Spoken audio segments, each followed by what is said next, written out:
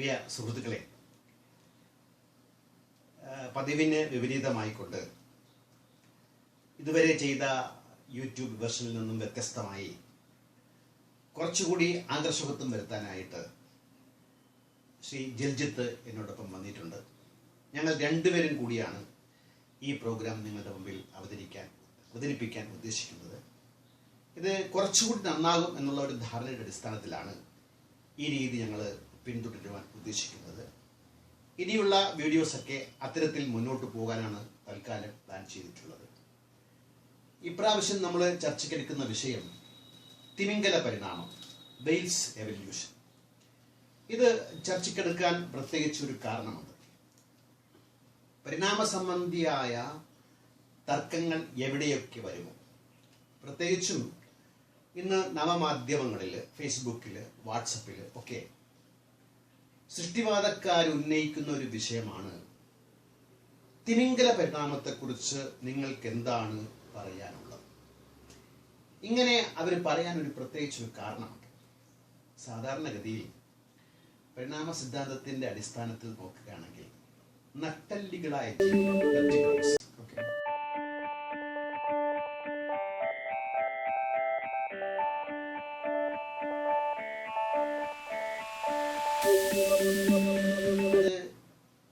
കടലിൽ ആദ്യം മത്സ്യം, എന്നിട്ട് അത് കരയിലേക്ക് കയറി ഉഭയജീവി, തവള പോലത്തെ, പിന്നീട് ഉരകം, പിന്നീട് സസ്തനികളും പക്ഷിയും മാമൽസ്, മത്സ്യം, ഉഭയജീവികൾ, ഉരകം, സസ്തനികളും പക്ഷികൾ. ഇതാണ് ഒരു പരിണാമത്തിന്റെ ദിശകൾ പരിണാമ സിദ്ധാന്തം പറയുന്നത്. അപ്പൊ കരയിൽ നിന്നാണ് കടലിൽ നിന്നാണ് കരയിലേക്ക് നട്ടെല്ലികളായ ജീവികൾ പരിണമിച്ചു വന്നത്. ഇവിടെ തിമിംഗല പരിണാമത്തെ പറയുമ്പോൾ തിമിംഗലത്തെക്കുറിച്ച് പരിണാമ സിദ്ധാന്തം പറയുന്നത് കരയിൽ നിന്നും ഒരു ജീവി കടലിലേക്ക് പോയി, വെള്ളത്തിലേക്ക് പോയി, അത് തിമിംഗലമായി പരിണമിച്ചു എന്നാണ്. അതെങ്ങനെ സാധിക്കും? ഒരു റിവേഴ്സ് എവല്യൂഷനാണ് ഇവിടെ സംഭവിച്ചിരിക്കുന്നത്. അത് എങ്ങനെ സാധിക്കുമെന്നാണ് അവരുടെ ചോദ്യം. അത് പ്രത്യേകിച്ച് ആ ചോദ്യം ചോദിക്കാൻ ഒരു കാരണമുണ്ട്. 21ാം നൂറ്റാണ്ട് വരെ ഇതിന് ശക്തമായ തെളിവുകൾ, ആക്ച്വലി തെളിവുകൾ ഉണ്ടായിരുന്നു, വളരെ ശക്തമായ തെളിവുകൾ ഇല്ലായിരുന്നു. അതായത് തെളിവിന്റെ അഭാവം ഉണ്ടായിരുന്നു. അതിന്റെ അടിസ്ഥാനത്തിലാണ് ഇവർ ഈ ചോദ്യങ്ങൾ ഉന്നയിക്കുന്നത്. എന്നാൽ കൃത്യമായി പറയുകയാണെങ്കിൽ 1978 പാകിസ്ഥാനിലെ സുലൈമാൻ പർവ്വതനിരകളിൽ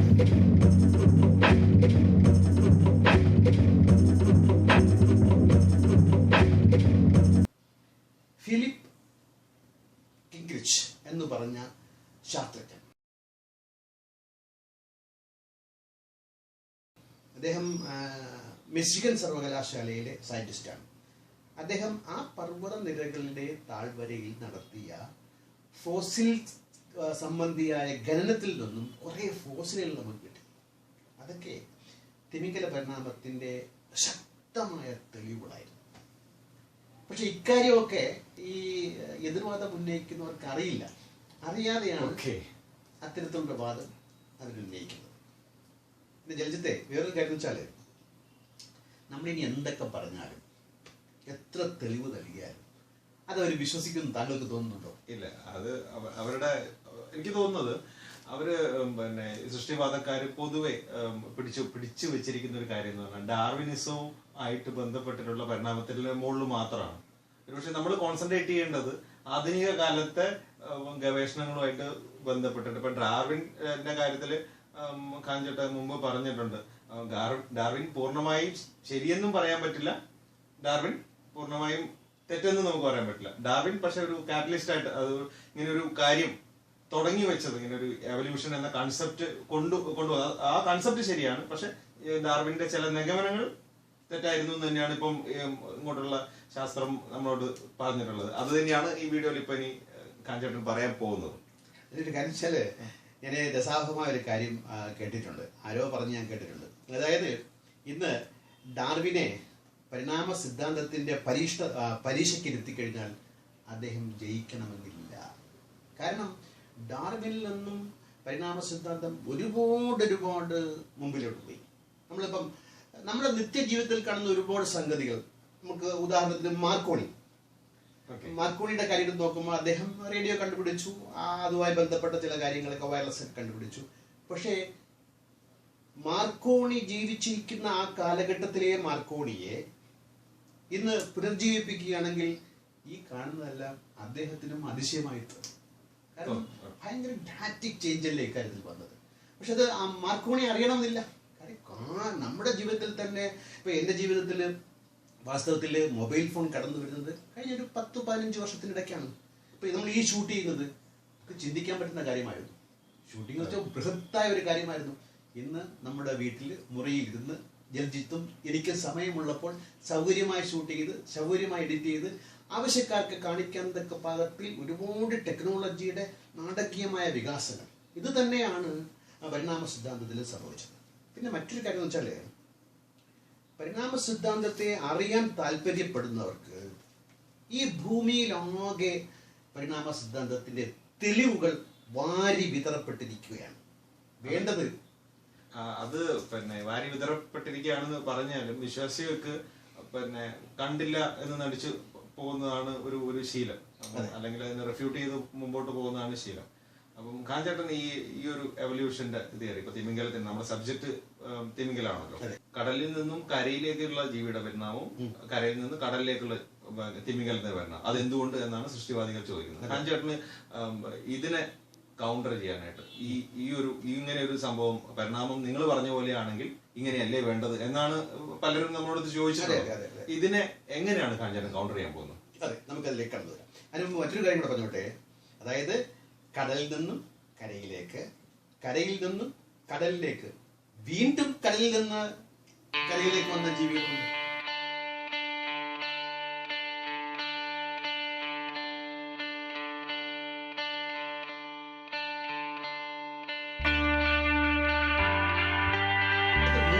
സൈക്കിളാണ്. ഒന്ന് കടലിൽ നിന്നും കരയിലേക്ക്, കരയിൽ നിന്നും കടലിലേക്ക്, വീണ്ടും കടലിൽ നിന്നും കരയിലേക്ക് വരത്തക്ക രീതിയിൽ ഡ്രമാറ്റിക് ചേഞ്ചസ് ജീവികൾക്ക് ഉണ്ടായി എന്നുള്ളതാണ് അത് പറയുന്നത്.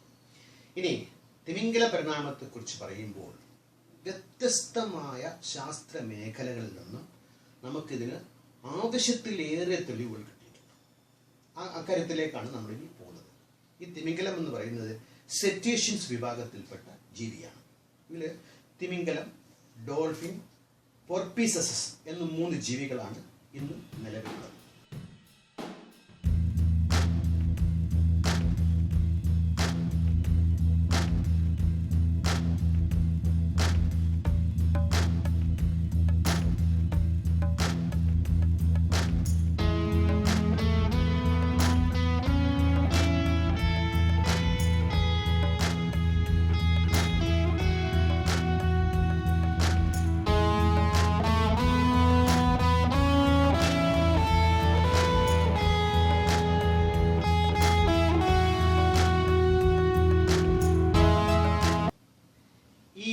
മത്സ്യത്തെ പോലെ തോന്നിക്കുന്ന ഈ തിമിംഗലം യഥാർത്ഥത്തിൽ ഒരു മമാലിയൻ ജീവിയാണ്.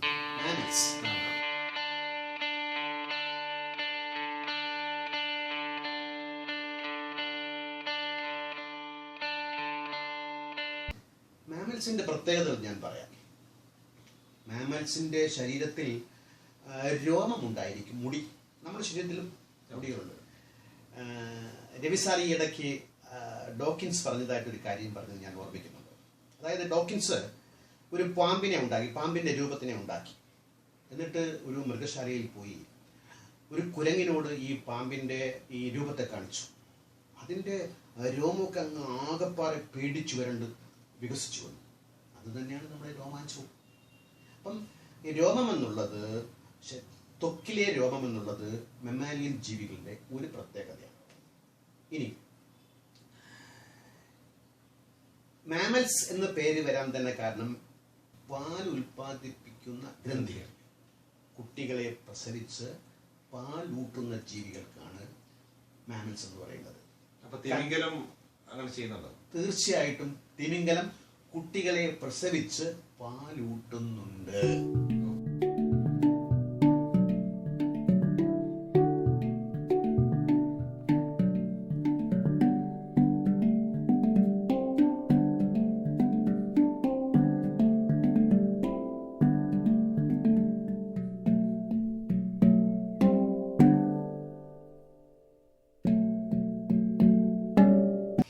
ശക്തമായ ഒരു തെളിവാണ്.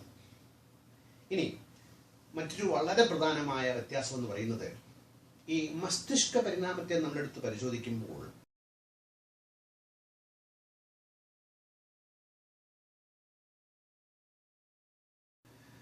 മത്സ്യത്തിന്റെ മസ്തിഷ്കം എന്ന് പറയുന്നത് തിമിംഗല മസ്തിഷ്കത്തിൽ നിന്നും വ്യത്യസ്തമാണ്.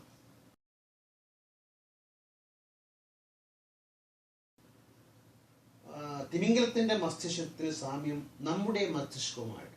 കാര്യം നിയോ കോർട്ടക്സ് എന്ന ഭാഗം മസ്തിഷ്കത്തിൽ രൂപപ്പെട്ടു വന്നത് നമുക്കും മാമലുകൾക്കും പ്രത്യേകിച്ച് തിമിംഗലത്തിനും. അതായത് തലച്ചോറിൽ നമ്മൾ കഴിഞ്ഞാൽ തലച്ചോറിന്റെ വികാസം ഉണ്ടായിട്ടുള്ളത് ചിമ്പൻസിക്കാണ്. ചിമ്പൻസി കഴിഞ്ഞാൽ ഈ തലച്ചോറിന്റെ വികാസം ഉണ്ടായിട്ടുള്ളത് നമ്മുടെ മസ്തിഷ്കം എടുത്ത് പരിശോധിക്കാൻ ഭയങ്കര ചുളിവുകൾ കാണും. അതിന്റെ കപ്പാസിറ്റിയുടെ, മെമ്മറി കപ്പാസിറ്റിയുടെ വർധനമാണ് കാണിക്കുന്നത്. ഈ തിമിംഗലത്തിന്റെ തലച്ചോറിൽ ഇത്തരത്തിൽപ്പെട്ട ചുളിവുകൾ കാണാൻ സാധിക്കും. നിയോ കോർട്ടക്സ് എന്ന് പറയുന്നതാണോ ഈ പറഞ്ഞ ഈ ചുളിവ്? അതെ, നിയോ കോർട്ടക്സിന്റെ. പക്ഷേ മത്സ്യത്തിന്റെ നോക്കുകയാണെങ്കിൽ ചുളിവുകളില്ല. ലിക്വിഡ് ഫോമിലായിരിക്കും. ലിക്വിഡ് അല്ല, സെമി ലിക്വിഡ്. അതെ, ആ ഫോമിലായിരിക്കും. കാരണം വെച്ചാൽ ഇത് തിമിംഗലം മത്സ്യമല്ല എന്നതിന്റെ ശക്തമായ തെളിവാണ് അതിന്റെ നിയോ കോർട്ടക്സ്.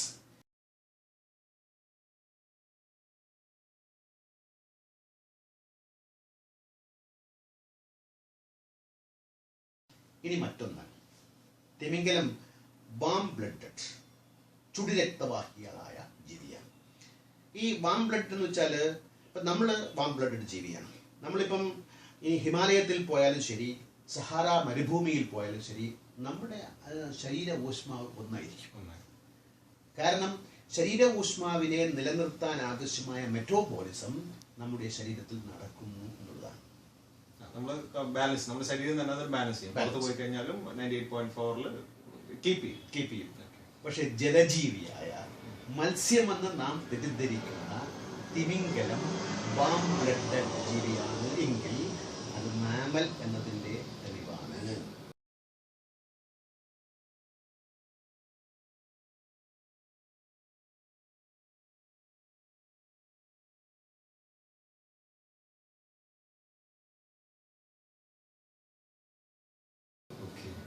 ഇനി ഇതിന്റെ പരിണാമഘട്ടത്തിൽ ഉണ്ടാകുന്ന അതിന്റെ വളർച്ച ശാരീരികമായിട്ടും മറ്റും നോക്കുമ്പോഴത്തേക്കും വളരെ വ്യക്തമായി നമുക്ക് മനസ്സിലാക്കാൻ സാധിച്ചിട്ടുണ്ട്. ഡോൾഫിന്റെ പൊക്കമെന്ന് പറയുന്നത് 5.6 അടിയാണ്. ഇതിന്റെ ഭാരം 50 കിലോയാണ്. എന്നാൽ തിമിംഗലത്തിനാണെങ്കിൽ 31 അടി നീളവും 10 ടൺ ഭാരവും, 100 ടൺ ഭാരമുള്ള തിമിംഗലങ്ങൾ വരെ ഉണ്ട് എന്നാണ് റിപ്പോർട്ടുകൾ. അപ്പം ആ വികാസത്തിന്റെ ഘട്ടം നിങ്ങൾ മനസ്സിലാക്കുക. ഇനി ഒരു കഥ, അത് രവിമാഷ് പറഞ്ഞാണ് എനിക്ക് ഓർമ്മയുള്ളത്. അതായത് ഈ ഡോൾഫിൻ, മനുഷ്യൻ കടലിലേക്ക് വീണു പോയാൽ അവനെ കടലിൽ നിന്ന് പൊക്കിക്കൊണ്ടുവരാൻ ഡോൾഫിൻ ഉത്സാഹം കാണിക്കും. ഇത് വാസ്തവത്തിലെ ഡോൾഫിന് മനുഷ്യനോട് സ്നേഹം കൊണ്ടൊന്നുമല്ല, അത് അതിൻ്റെ സ്പീഷീസിന്റെ ഒരു പ്രത്യേകതയാണ്. ഈ ഡോൾഫിൻ, തിമിംഗലം ഇവയൊക്കെ കടലിന്റെ മുകളിലേക്ക് വന്ന് ശ്വാസമെടുക്കും, എന്നിട്ടാണ് കടലിന്റെ ഉള്ളിലേക്ക് പോകുന്നത്. അപ്പൊ ചില തിമിംഗലം, ചില ഡോൾഫിനുകൾക്ക് അത് പറ്റാതെ വന്ന് അത് താഴോട്ട് പോവുകയാണെങ്കിൽ ശ്വാസം എടുപ്പിക്കാൻ വേണ്ടിയിട്ടാണ് ഈ സഹജീവിയായ അൾട്രൂയിസത്തിന്റെ ഭാഗമായിട്ട് കാക്കയൊക്കെ വരുന്ന മറ്റു കാക്കകളെ സപ്പോർട്ട് ചെയ്യുന്ന പോലെ ഡോൾഫിൻ കാണിക്കുന്ന ഒരു സ്വഭാവ സവിശേഷത അത് ഇതിനെ പൊക്കിയെടുത്തുകൊണ്ട് പോകും. പക്ഷെ ഞാൻ പറഞ്ഞല്ലോ, ഈ 5 അടി പൊക്കം 50 കിലോ, നമുക്ക് ഏകദേശം ആ പൊക്കവും തൂക്കവും ഒക്കെ ആണ്. അതുകൊണ്ട് നമ്മളെ ഒരു ഡോൾഫിന് തെറ്റിദ്ധരിച്ചുകൊണ്ടായിരിക്കാം പൊക്കിയെടുത്തു കൊണ്ടുവരുന്നത്. ഇനി ശ്വസിക്കാനായിട്ട് മത്സ്യവും തിമിംഗലവും തമ്മിൽ ഈ ശ്വാസപ്രക്രിയ എടുത്ത് നോക്കുകയാണെങ്കിൽ മത്സ്യത്തിന് ചികളയാണുള്ളത്. അത് വെള്ളത്തിലെ ഓക്സിജനെ സ്വാംശീകരിക്കാൻ പാകത്തിലാണ് അതിൻ്റെ ചെകിളകൾ വികസിച്ചു വന്നിട്ടുള്ളത്. പക്ഷേ ഡോൾഫിന്റെ കാര്യത്തിലാണെങ്കിൽ ചെകിളയില്ല, പകരം കരയിലെ ജീവിയെപ്പോലെ അതിന് ശ്വാസകോശമാണ്, ലങ്സ് ആണ്.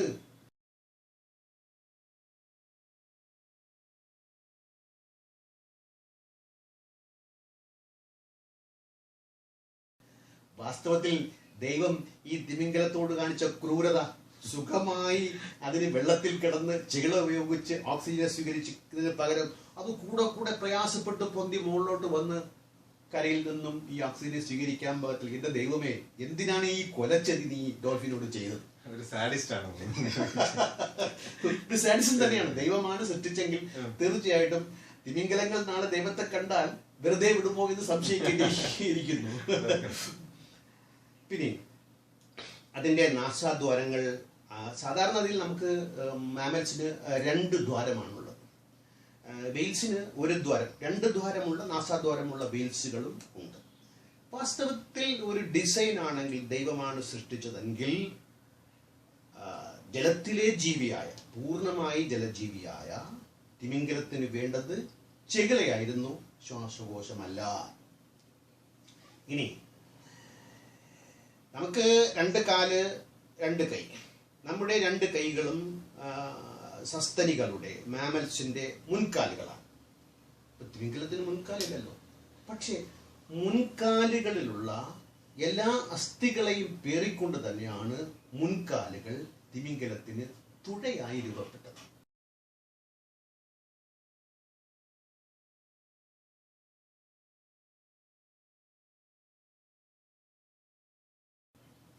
അത് മെമാലിയൻ ആൻസിസ്ട്രിയുടെ ഒരു തെളിവാണ്. രസമുള്ള ഒരു ജീവി, പ്ലാറ്റിപ്പസിനൊക്കെ പോലെ. പ്ലാറ്റിപ്പസ് നടക്കാനും അതിന്റെ ഇത് ഉപയോഗിക്കില്ല, തുഴയായിട്ട് കാലും ഇതായിട്ട് മേ ബി അത് അതിന്റെ പ്രത്യേകത. ഈ അതിന്റെ കാലിന്റെ അറ്റത്ത് നമ്മുടെ കരയിൽ നടക്കാൻ പാകത്തിൽ. അത് ഈ തിമിംഗലത്തിന്റെ ഫോസിലുകൾ, ആംബുലേസിറ്റസ് എന്ന് പറയുന്ന ഒരു ഫോസിലിന് ആ പ്രത്യേകത വഴി നമുക്കത് പറയാം. ഇനി ഇത് നീന്തുന്ന രീതിയും വളരെ രസാവഹമാണ്. സാധാരണ മത്സ്യം നീന്തിപ്പോത് ഇങ്ങനെയല്ലേ, അതായത് അതിന്റെ നട്ടലിനെ വശങ്ങളിലേക്ക് ചലിപ്പിച്ചുകൊണ്ടാണ്.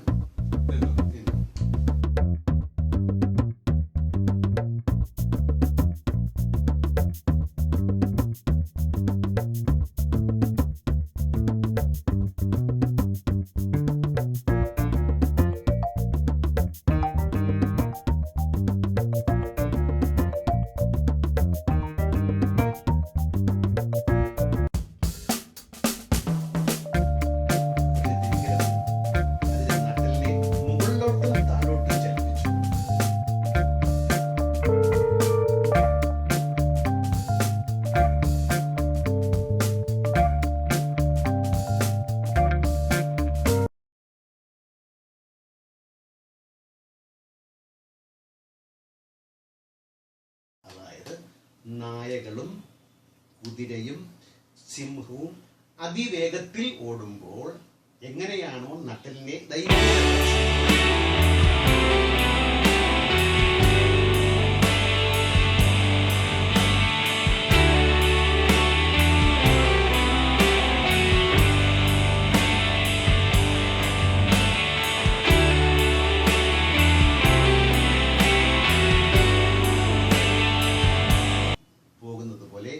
തിമിംഗലങ്ങൾ വെള്ളത്തിൽ നീന്തുന്നത് തൻ്റെ നട്ടലിനെ മുമ്പോട്ടും പിമ്പോട്ടും ചലിപ്പിച്ചുകൊണ്ടെങ്കിൽ ഇത് മെമാലിയൻ ജീവി എന്നതിന്റെ തെളിവാകില്ലേ? അതൊരു തെളിവാണത്. ഒരു തെളിവാണ്. ഇനി നമ്മുടെ ഈ കഴുത്ത്, ഇത് നീന്താൻ ബുദ്ധിമുട്ടുള്ള സാധനമാണ്. ഇവിടെ വന്നിട്ട് ഇങ്ങനെ പോവുകയല്ലേ.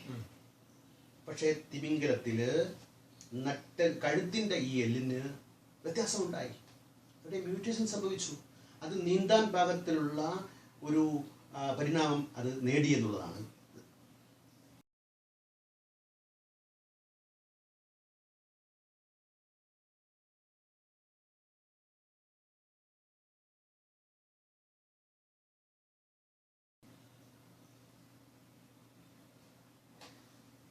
ഇനി ഈ മൂക്കിന്റെ ദ്വാരം, അത് ഈ പട്ടിയെ നമുക്ക് എടുത്ത് നോക്കുമ്പോഴത്തേക്കും മൂക്ക് തലയുടെ അറ്റത്താണ്. അത് തലയുടെ അറ്റത്ത് നിന്നും തലയുടെ മുകളിലോട്ട് മാറുന്ന ഒരു രീതി തിമിംഗല പരിണാമത്തിൽ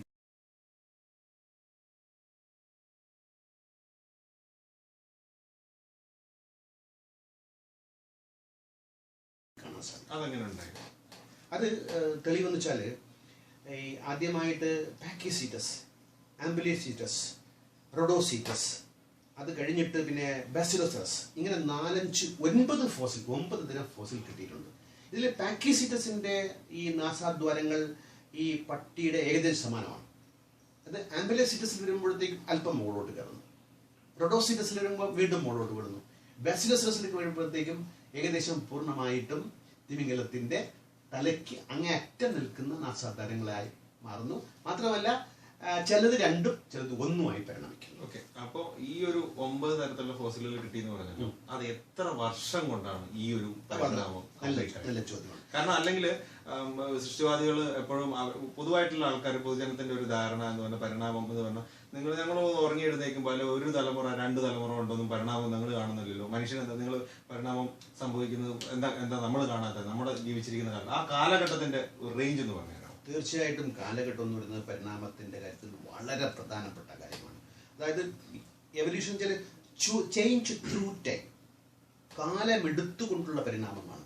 അതായത് തിമിംഗല പരിണാമത്തിൽ വേണ്ടി വന്ന കാലയളവ് എന്ന് പറയുന്നത് 10 ദശലക്ഷം കാലയളവാണ്. അതായത് 10 മില്യൺ, നമ്മുടെ മലയാളത്തിൽ പറയുകയാണെങ്കിൽ 1 കോടി വർഷം. സോ അതെങ്ങനെ ഈ 1 കോടി വർഷം നമുക്ക് ബ്ലണ്ടായിട്ട് പറയാൻ പറ്റും? അതെങ്ങനെയാണ് 1 കോടി വർഷം?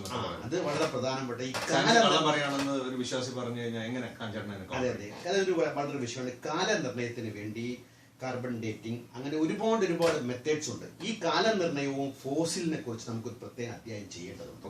അതിൽ നമുക്ക് വിശദീകരിച്ച് പറയാൻ സാധിക്കും. പക്ഷേ കാലനിർണയത്തെ കുറിച്ച് ശാസ്ത്രലോകത്തും തർക്കമില്ല. ഈവൻ ക്രിയേഷനിസ്റ്റുകൾക്ക് പോലും അക്കാര്യത്തിൽ തർക്കിക്കാൻ പറ്റാത്ത രീതിയിൽ എവിഡൻസ് ആണ്. അപ്പം രസമുള്ള ഒരു കാര്യം എന്ന് പറഞ്ഞാൽ ക്രിയേഷനിസ്റ്റുകൾ പോലും പറയുന്നത് ഇത്ര കാലം മുമ്പേ ഉണ്ടായിരുന്ന ബൈബിൾ, ഇതൊക്കെ അവർക്ക് പ്രൂവ് ചെയ്യണമെങ്കിൽ നമ്മുടെ കാർബൺ ഡേറ്റിംഗും ബാക്കി തരത്തിലുള്ള സയൻസ് ടെസ്റ്റുകളും വേണം. അതെ, ഞാൻ ചോദിച്ച ചോദ്യം മറ്റുള്ളവർക്ക് മനസ്സിലാവാൻ വേണ്ടിയിട്ടാണ് ഞാനൊരു ട്രിക്കി ക്വസ്റ്റ്യൻ അങ്ങോട്ട് ചോദിച്ചത്. കാലയളവ് വളരെ പ്രധാനമായ കാര്യമാണ്. തിമിംഗലത്തിന്റെ കാര്യത്തിൽ ഏകദേശം 10 ദശലക്ഷം 10 മില്യൺ ഇയേഴ്സ് കൊണ്ടുള്ള, അതായത് 1 കോടി വർഷം, 100 ലക്ഷം വർഷങ്ങൾ. നമ്മളും ഇപ്പം നിങ്ങളും ഞാനും ജീവിക്കുന്നത് കയറിപ്പോയാൽ 70 വയസ്സ് വരെ.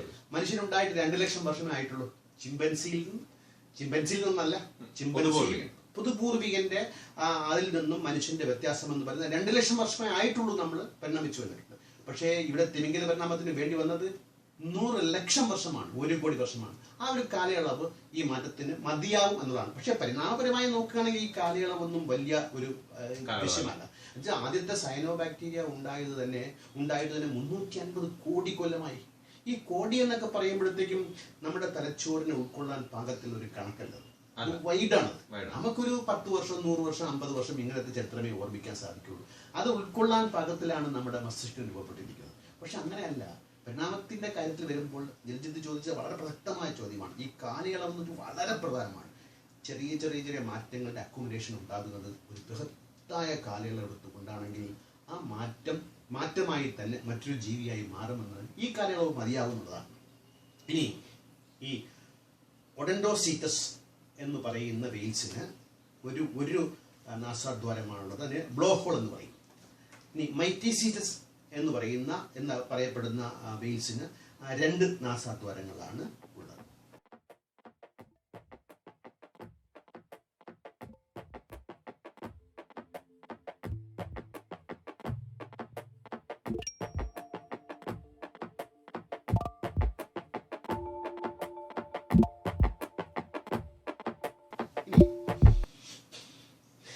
മാമൽസിന്റെ ഒരു പ്രത്യേകതയാണ് പല്ലുകൾ, ടീത്ത്. വെയിൽസിന് അങ്ങനെ പറയത്തക്ക പല്ലുകൾ ഉണ്ടോ ഇല്ലേ എന്ന് പറയാനൊക്കത്തില്ല.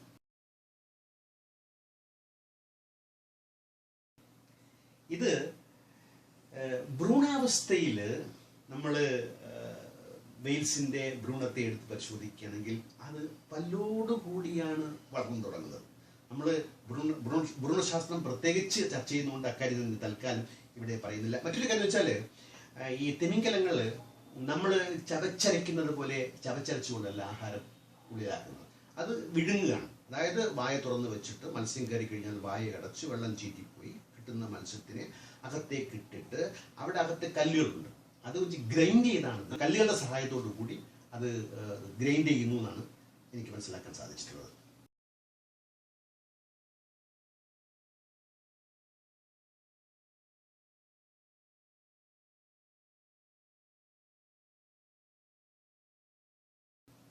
ഇനി ഒരു നായ, ലബ്രാഡർ റിട്രീവർ, അറിയുമോ?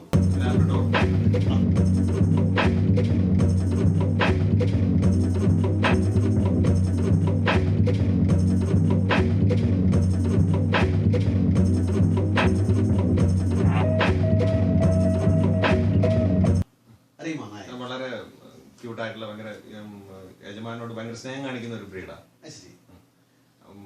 എന്താ പറയാ, നല്ലൊരു ബ്രീഡാണ്. വളരെ എനർജറ്റിക് ആണ്, ലോയലാണ്.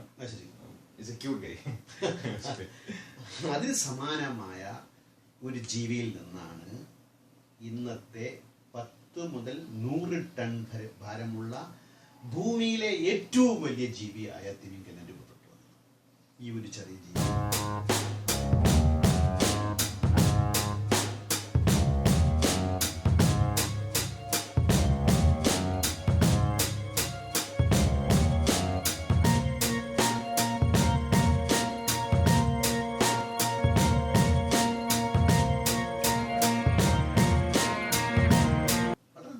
ജീവിയല്ലേ, ചെറിയ ജീവി. അവിടെയാണ് വിശ്വാസികൾ പിന്നെ യുക്തിവാദികളോട് അല്ലെങ്കിൽ റേഷനിസ്റ്റുകളോട് ചോദ്യം ചോദിക്കുന്നത്, ഈ ജീവിയിൽ നിന്നും ഇതുവരെ ഇമ്പോസിബിൾ. അതിന്റെ ഒരു സയന്റിഫിക്കൽ ആസ്പെക്റ്റിലോട്ടാണ് എനിക്ക് തോന്നുന്നത് അടുത്തായിട്ട് നമ്മൾ പോകേണ്ടിയിട്ടുള്ളത് തോന്നുന്നു.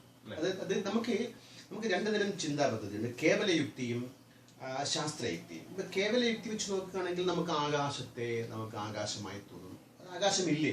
തീർച്ചയായിട്ടും നമ്മുടെ കണ്ണ് നമ്മുടെ മസ്തിഷ്കത്തോട് പറയുന്നുണ്ട് ആകാശമുണ്ട് എന്ന്. ആകാശമുണ്ടോ?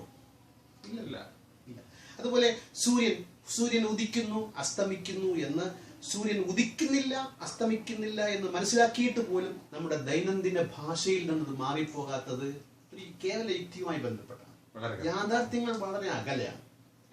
അതുപോലെ തന്നെയാണ് നമുക്ക് ഈ ചെറിയ ജീവി, 4 കാലിൽ ജീവിച്ച ടെട്രോപോഡ്സ്, ഇതെങ്ങനെയാണ് കാലില്ലാത്ത തിമിംഗലമായി പരിണമിക്കുക എന്ന് ചോദിച്ചാൽ ആകാശമില്ലാത്തതുപോലെ നമ്മുടെ കേവല യുക്തിക്ക് ഒതുങ്ങാത്ത കാര്യങ്ങൾ ശാസ്ത്രദൃഷ്ടിയാ നമ്മൾ കണ്ടുപിടിക്കുമ്പോൾ അത് അംഗീകരിക്കാൻ ഈ കേവല യുക്തിയിൽ ഊന്നി നിൽക്കുന്നവർ ചിലപ്പോൾ സാധിച്ചെന്ന് വരില്ല. അവരെ കുറ്റം പറയാൻ നമുക്ക് സാധ്യമല്ല. പക്ഷേ പറയുന്ന പോലെ ചക്കര വിശ്വാസത്തെ വിട്ട് കളിക്കാൻ അവർ തയ്യാറാവില്ല. അതെ, അത് മനുഷ്യന്റെ സ്വഭാവമാണ്. ഇപ്പൊ 4കാലിയായ ടെട്രോപോഡായ ഒരു ജീവി, അതായത് ലബ്രോഡർ റിട്രീവർ, താങ്കളുടെ ഭാഷയിൽ പറയുകയാണെങ്കിൽ സുന്ദരനായ ആ നായ വെള്ളത്തിലേക്ക് ഇറങ്ങി. ഇത് ഇങ്ങനെ ഒരു ദിവസം അങ്ങ് വെള്ളത്തിലേക്ക് ഇറങ്ങി, നായയല്ല, കറക്റ്റാണ്, നായക്ക് സമാനമായ ഒരു ജീവി. ഇത് ഒരു ദിവസം രാവിലെ ഈ ജീവി അങ്ങ് തീരുമാനിക്കാൻ ഈ വെള്ളത്തിൽ ഇറങ്ങിക്കളയാം, അങ്ങനൊന്നുമല്ല. അങ്ങനെ തീരുമാനിച്ചതല്ല, പരിണാമം അങ്ങനെ സംഭവിക്കുന്നതുമല്ല. ഇത് പാക്കിസിഡസ് എന്ന് പറയുന്ന ജീവിയാണ് ഫോസിൽ തെളിവിൽ നമ്മൾ മനസ്സിലാക്കിയിട്ടുള്ളത്. ഈ ജീവി, ആ ജീവിക്ക് കരയിൽ കരജീവിയാണ്, മാമലാണ്. അതിന് പക്ഷേങ്കിൽ തിമിംഗലം ആകേണ്ട ശരീരലക്ഷണങ്ങളുടെ തുടക്കമുണ്ടായിരുന്നു. ഇതിലേക്ക് നമുക്ക് വഴിയെ വരാം. പക്ഷേ ആഹാരത്തിന്റെ കുറവ് വലിയ വിഷയമായിരുന്നു. ഇവയൊക്കെ ജീവിച്ചത്, അതായത് തിമിംഗല പരിണാമത്തിന്റെ പൂർവികരായ ജീവികൾ ജീവിച്ചത് കടലിനടുത്തും വെള്ളത്തിനടുത്തുമായിരുന്നു. കടലിൽ മത്സ്യത്തിന്റെ അബണ്ടൻസ് അല്ലെ, ഇഷ്ടം പോലെയുണ്ട്. അവയൊന്ന് വെള്ളത്തിലേക്ക് ഇറങ്ങി നോക്കിയപ്പോൾ വെള്ളത്തിൽ ഇറങ്ങിയാലും അനുകൂലം ഉണ്ട് എന്നതിലേക്ക് അതിന് മത്സ്യത്തെ പിടിക്കാൻ സാധിച്ചു. പിന്നീട് അനുകൂലമായ മറ്റു ഡൈവേർഷൻസ്, മറ്റു മ്യൂട്ടേഷൻസ് ഉണ്ടായി. അനുകൂല കാലാവസ്ഥ ഉണ്ടായതുകൊണ്ട്, അനുകൂലമായ അന്തരീക്ഷങ്ങൾ ഉണ്ടായതുകൊണ്ട് നാച്ചുറൽ സെലക്ഷൻ അവയെ പിന്തുണച്ചതുകൊണ്ട് അവയൊക്കെ തിമിംഗലമായി എന്നുള്ളതാണ്. ഇവിടെ ഒരു സംശയം വരുന്നത്, നമ്മളിപ്പോ അനുകൂലമായ സാഹചര്യങ്ങൾ ഉണ്ടായി എന്ന് പറഞ്ഞു. അനുകൂലമായ സാഹചര്യം ഉണ്ടായാലും ഇപ്പൊ എറണാകുളത്തിലോട്ട് പെട്ടെന്നല്ല കൊല്ലങ്ങൾ എടുത്തുകൊണ്ട് തന്നെ വെള്ളത്തിലോട്ട് ഇത് പോയി, അങ്ങനെയല്ലല്ലോ വന്നിട്ടുണ്ടാവും. അത് ഒരു ഉഭയജീവിയായിട്ട് പരിണമിച്ചിട്ടായിട്ടില്ല, ആയിരിക്കില്ലേ അങ്ങനെ പോയിട്ട്? മറ്റേ തിമിംഗലത്തിന്റെ കാര്യത്തിൽ അങ്ങനെയല്ല. തിമിംഗലത്തിന്റെ കാര്യത്തിൽ മാമൽസിലാണ് ഈ പാക്കിസിഡസ് എന്ന് പറയുന്ന ഈ ഒരു ഫോസിൽ നിന്ന് നമുക്ക് തെളിവ് കിട്ടിയിട്ടുള്ളത്. അതിന് സമാനമായ ജീവി ആഹാരം അന്വേഷിച്ച് വെള്ളത്തിലേക്ക് ഇറങ്ങി. വെള്ളത്തിലേക്ക് ഇറങ്ങിയപ്പോൾ ജലത്തിൽ നിന്നും ഇര പിടിക്കാനുള്ള അനുകൂലനങ്ങൾ അവയ്ക്കുണ്ടായിരുന്നുള്ളതാണ്. വെള്ളത്തിൽ ഇറങ്ങിയിട്ട് ഉണ്ടാക്കിയെടുക്കുകയല്ല. ആഹാരത്തിന്റെ പോരായ്മ ഉണ്ടായപ്പോൾ ഇവ വെള്ളത്തിലേക്ക് ഇറങ്ങിച്ചെന്നപ്പോൾ അവിടുത്തെ വെള്ളത്തിൽ പോയി ഇരപിടിക്കാൻ പാകത്തുള്ള അനുകൂലനം അവയ്ക്ക് ഉണ്ടായിരുന്നത് കൊണ്ട് അവ സസ്റ്റെയിൻ ചെയ്തു. Not only it is possible, but it has been proved conclusive by the fossil record. ഇത് നടക്കില്ല എന്ന് തീരുമാനിക്കേണ്ട, ഇത് നടക്കുമെന്ന് മാത്രമല്ല നടന്നു എന്നതിന്റെ ശക്തമായ തെളിവുകൾ ഫോസിൽ റെക്കോർഡുകളിലുണ്ട്. അത് ഞാൻ വഴിയെ പറയാം. നമ്മൾ ഫോസിൽ റെക്കോർഡിന്റെ കാര്യത്തിൽ വരുമ്പോഴത്തേക്കും ഞാൻ പറഞ്ഞു 21-ാം നൂറ്റാണ്ട് വരെ നമുക്ക് അറിഞ്ഞുകൂടായിരുന്നുവെന്ന്. 1978 ഫിലിപ്പ് കിംഗ്രിച്ച് എന്ന് പറയുന്ന മിഷിഗൻ സർവകലാശാലയിലെ സയന്റിസ്റ്റ് പാകിസ്ഥാനിൽ മാത്രമല്ല, ഇറാഖിൽ, മധ്യേഷ്യൻ രാജ്യങ്ങളിലൊക്കെ ഇതിൻ്റെ ഒരുപാട് ഫോസിലുകൾ, നമ്മളതിൻ്റെ ചിത്രമൊക്കെ ഈ വീഡിയോയിൽ ചേർക്കുന്നുണ്ട്. വ്യക്തമായി ആളുകൾ കാണാൻ സാധിക്കും. അതിൻ്റെ എക്സ്കവേഷൻ്റെ ഈ ഫോസിൽ പര്യവേഷണത്തിൻ്റെ ചിത്രങ്ങൾ ഒരുപാട് നമുക്ക് സൗജന്യമായി ചേർക്കാൻ സാധിക്കും.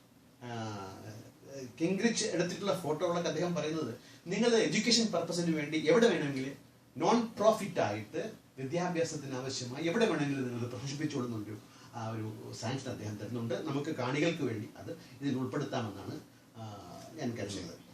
ഇവയ്ക്ക് കണ്ണീർ ഗ്രന്ഥികളില്ല, മാമൽസിന് അതുകൊണ്ട്. നമ്മളും ദുഃഖം വന്നാൽ കരഞ്ഞ് പുറത്തു മുട്ടിക്കുന്ന ആളുകളല്ലേ. പക്ഷെ തിമിംഗലം കരയില്ല.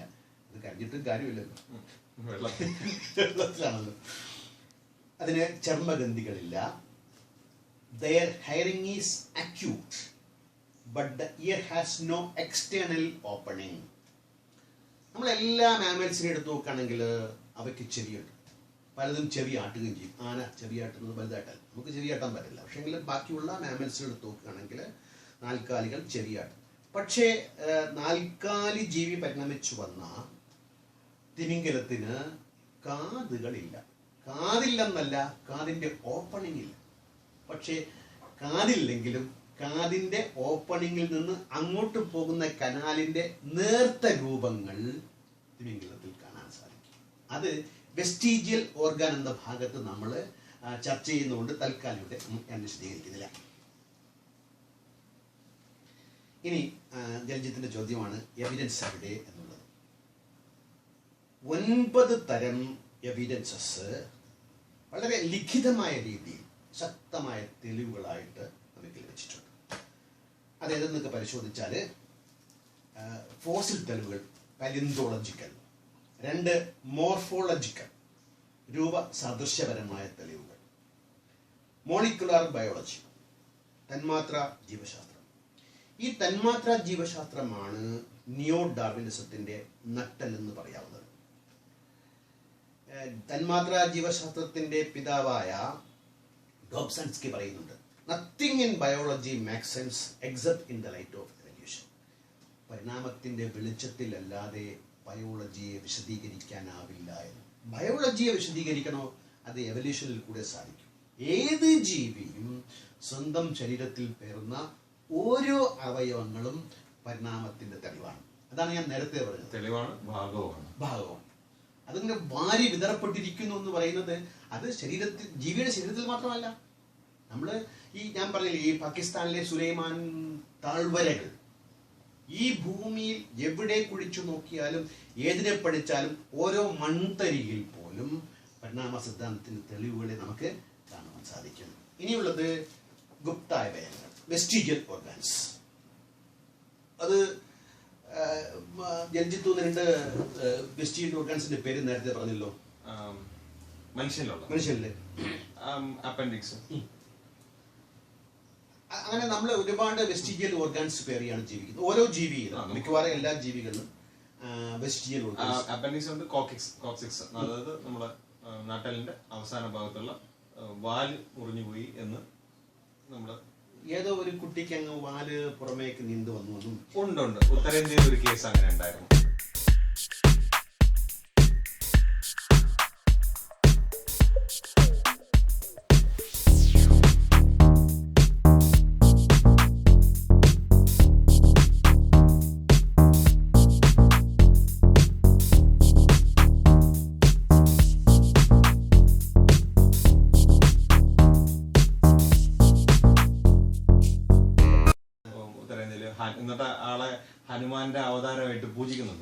ശരി. ഗൂഗിളിൽ നോക്കിയാൽ കാണാം the boy with the tail. ശരി. അങ്ങനെ ഒരു സംഭവം ഉണ്ട്. അതെ അതെ. ഇപ്പം ആ കുട്ടി ഇപ്പൊ ദൈവമായി. അത് വേറെ വിഷയം. കാരണം വാല് വന്നതുകൊണ്ട് ഹിന്ദു പുരാണത്തിലുള്ള ദൈവത്തിന്റെ അവതാരമാണെന്ന് പറഞ്ഞുകൊണ്ടാണ് അപ്പൊ കുട്ടിയുടെ വീട്ടുകാർക്ക് നല്ല കാശായി. വേറെ വിഷയം. അല്ല, ദൈവം കാശിനുള്ള വഴിയാണ്. അല്ലെ, കാശുള്ളത് കൊണ്ടാണ് ദൈവം നിൽക്കുന്നത്. അത് കഴിഞ്ഞിട്ട് ഭ്രൂണശാസ്ത്രം. നമ്മൾ ഇപ്പം വിദ്യാഭ്യാസ മേഖലയിൽ പരിണാമത്തെ പഠിപ്പിക്കുമ്പോൾ ശക്തമായ തെളിവുകൾക്ക് നൽകുന്ന ഒന്നാണ് ഭ്രൂണശാസ്ത്രം. വാസ്തവത്തിൽ ഓരോ ഭ്രൂണവും അത് വന്ന വഴിയെ ഞാൻ ഈ വഴിയാണ് വന്നത് എന്ന് വിളിച്ചറിയിച്ചുകൊണ്ടാണ് വാസ്തവത്തിൽ ഓരോ ഭ്രൂണങ്ങളും നിലനിൽക്കുന്നത്. ഇപ്പോൾ ഒരു വീടുണ്ടാക്കണമെങ്കിൽ ഞാനൊരു കൂര ഉണ്ടാക്കിയിട്ട് അതിന് മുകളിൽ വേറൊന്നും ചെയ്ത് അതിന് മുകളിൽ വേറൊന്നും ചെയ്ത് ഒരു വീടുണ്ടാക്കില്ല. ഞാൻ വീട് നേരെ ഉണ്ടാക്കും.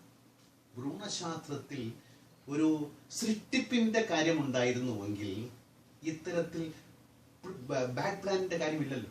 ഇല്ല. ഭ്രൂണശാസ്ത്രം എന്ന് പറയുന്നത് ഈ നമ്മൾ ഈ ജനറ്റിക്സ് പറഞ്ഞതുപോലെ ശക്തമായ ഒരു തെളിവാണ്. ഭ്രൂണം തന്നെ ഇവോൾവ് ആയിട്ടാണല്ലോ. അതെ. ആദ്യം ഒരു പയറുമണിയുണ്ട് ഇതില്, പിന്നെ ഒരു കുട്ടി, ഒരു തുമ്പികൈ പോലെയുള്ള ഒരു ജീവി പോലെ. എനിക്ക് തോന്നുന്നു ഒട്ടുമിക്ക ജീവികളുടെയും ഭ്രൂണം ഞാൻ കണ്ടിട്ടുള്ള, ഞാൻ ഒന്ന് സ്ഥലത്ത് വായിച്ചിട്ടുള്ള കണ്ടിട്ടുള്ള പിക്ചേഴ്സിൽ ഒട്ടുമിക്ക ജീവികളുടെയും ഭ്രൂണം ഒരേ ആകൃതിയാണ്. മനുഷ്യനാണെങ്കിലും ശരി, പിന്നെ മുയലാണെങ്കിലും ശരി, ആനയാണെങ്കിലും ശരി, ഒട്ടുമിക്ക ഓൾമോസ്റ്റ് 90% മുകളിലുള്ള ജീവികളുടെയും ഭ്രൂണത്തിന്റെ അവസ്ഥ എന്ന് പറയുന്നത് സെയിം ആണ്. ബിഗിനിങ്ങിൽ മാമൽസിന്റെ കാര്യത്തിൽ വളരെ കൃത്യമായിട്ട് തന്നെ തെളിവുണ്ട്. എനിക്കൊന്ന് ആ പിക്ചർ നമുക്ക് ഇതിനകത്ത് ആഡ് ചെയ്യാം.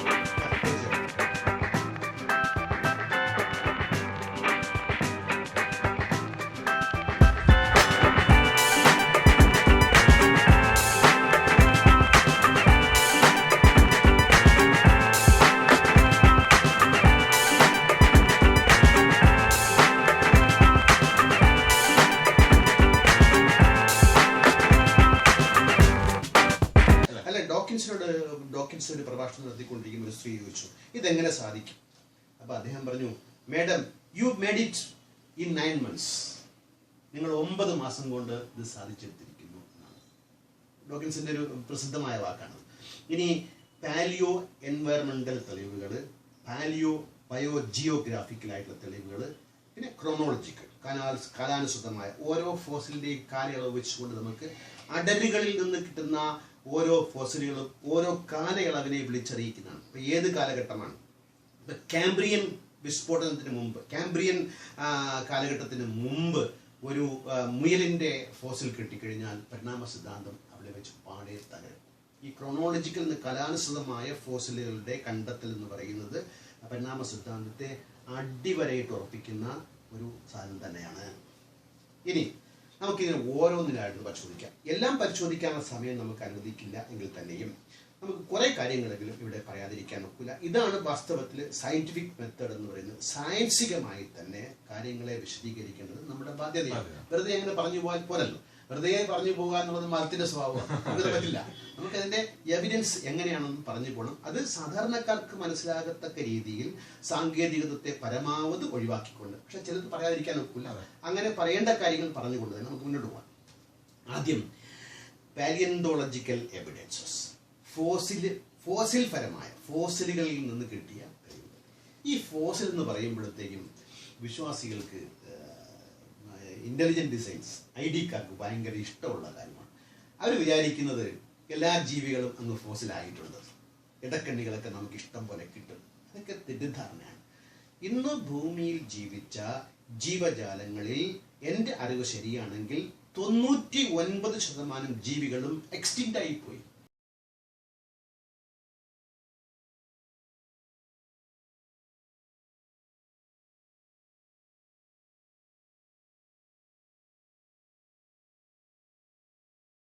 അപ്രത്യക്ഷമായി പോയി.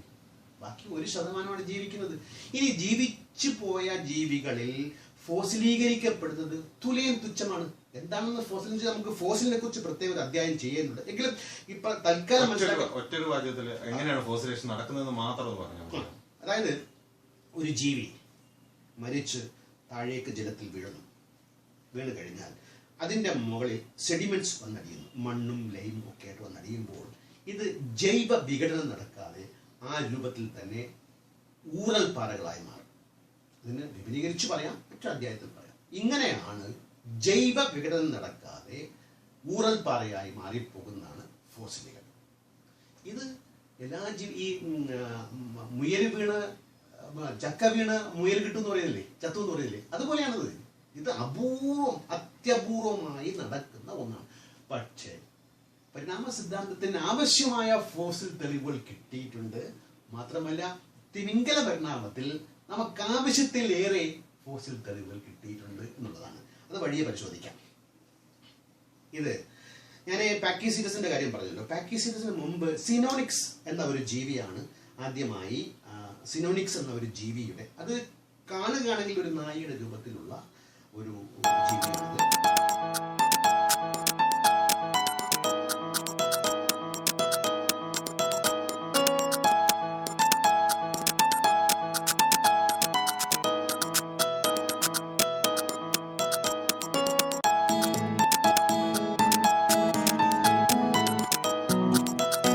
അതിന്റെ ദന്തനിരയെടുത്ത് പരിശോധിക്കുമ്പോൾ 44 പല്ലുകൾ അതിൽ കാണാൻ സാധിക്കും.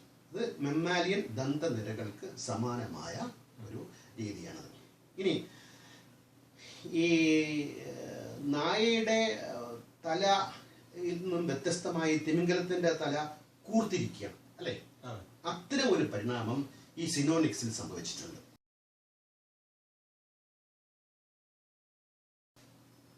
അതിന്റെ ഫോസിലുകൾ അവൈലബിൾ ആണ്. തീർച്ചയായിട്ടും സിനോണിക്സ് എന്നൊരു ഫോസിൽ നമുക്ക് ആ ചിത്രത്തിൽ കൂടി കാണിക്കാം. സിനോണിക്സ് എന്നുള്ള ഫോസിൽ നമുക്ക് കിട്ടിയിട്ടുണ്ട്.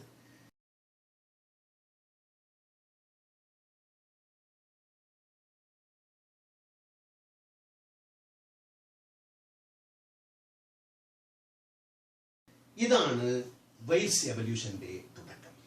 സിനോണിക്സ് എന്ന നായ്ക്ക് സമാനമായ നാൽക്കാലിയായ ടെട്രോപോഡായ മാമൽ അവന്റെ ആഹാരങ്ങൾ കിട്ടാത്തത് കൊണ്ട് അനുകൂലമായി ഉണ്ടായിരുന്ന കഴിവുകളെ ഉപയോഗിച്ച് വെള്ളത്തിലേക്ക് ഇറങ്ങിച്ചെന്ന്, കടലിലേക്ക് ഇറങ്ങിച്ചെന്ന് മത്സ്യങ്ങളെ അകത്താക്കി ജീവിക്കാൻ തുടങ്ങിയതിൽ നിന്നുമാണ് വെയിൽസ് എവല്യൂഷന്റെ തുടക്കം എന്ന് പറയാം. എങ്കിൽ ഈ സിനോണിക്സ് വെയിൽസ് അല്ല, വെയിൽസിന്റെ എവല്യൂഷന്റെ തുടക്കമാണത്. ഇനിയാണ് പാക്കിസിഡസ്. ഇതൊരു പ്രധാനപ്പെട്ട ഒരു ഫോസിലാണ്. 1978 പാകിസ്ഥാനില് സുലൈമാൻ താഴ്വരയില് ഫിലി കിംഗ്രിച്ച് എന്ന് പറയുന്ന മിഷിഗൻ യൂണിവേഴ്സിറ്റിയിലെ ശാസ്ത്രജ്ഞൻ, അദ്ദേഹം വിശ്വാസിയാണ്, ക്രിസ്ത്യൻ വിശ്വാസി എന്നാണ് പറയപ്പെടുന്നത്. എന്റെ ധാരണ പൂർണ്ണമല്ല, ഞാൻ എവിടെയോ വായിച്ച് ഓർമ്മിക്കുന്നുണ്ട്. അദ്ദേഹമാണ്. പക്ഷേ വിശ്വാസികളുടെ ഇടയ്ക്ക് തന്നെ ഇത്തരം ശാസ്ത്ര സത്യങ്ങളെ, വിശ്വാസത്തെ മാറ്റി നിർത്തിക്കൊണ്ടോ സൈഡ് ലൈൻ ചെയ്തുകൊണ്ടോ വിശ്വസിക്കുന്ന ആളുകൾ പുരോഗമനത്തിന്റെ പാതയിൽ നിൽക്കുന്ന ആളുകളാണ്. ജെറി കോയിൻ അദ്ദേഹത്തെ കുറിച്ച് പറയുമ്പോൾ ഇങ്ങനെ അഭിപ്രായം പറഞ്ഞതായിട്ട്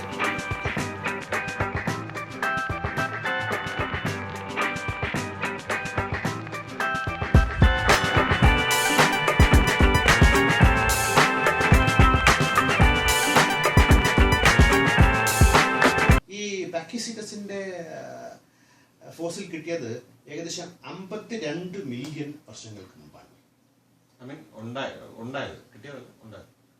നമുക്ക് അതായത് അതിന്റെ കിട്ടിയ ഫോസിൽ, ശരിയാണ്, കിട്ടിയ ഫോസിലിന്റെ കാലയളവെന്ന് പറയുന്നത് 52 മില്യൺ വർഷങ്ങൾക്ക് മുമ്പ് ജീവിച്ചിരുന്നു.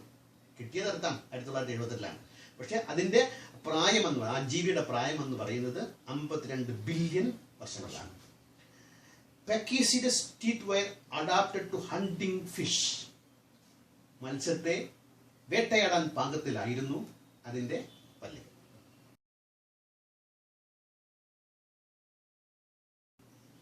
തിമിംഗലത്തിന്റെ മുഖ്യാഹാരം മത്സ്യമാണല്ലോ. ഇനി ഈ പാക്കിസിഡസിന് വെള്ളത്തിനുള്ളിൽ കേൾവിയില്ലായിരുന്നു.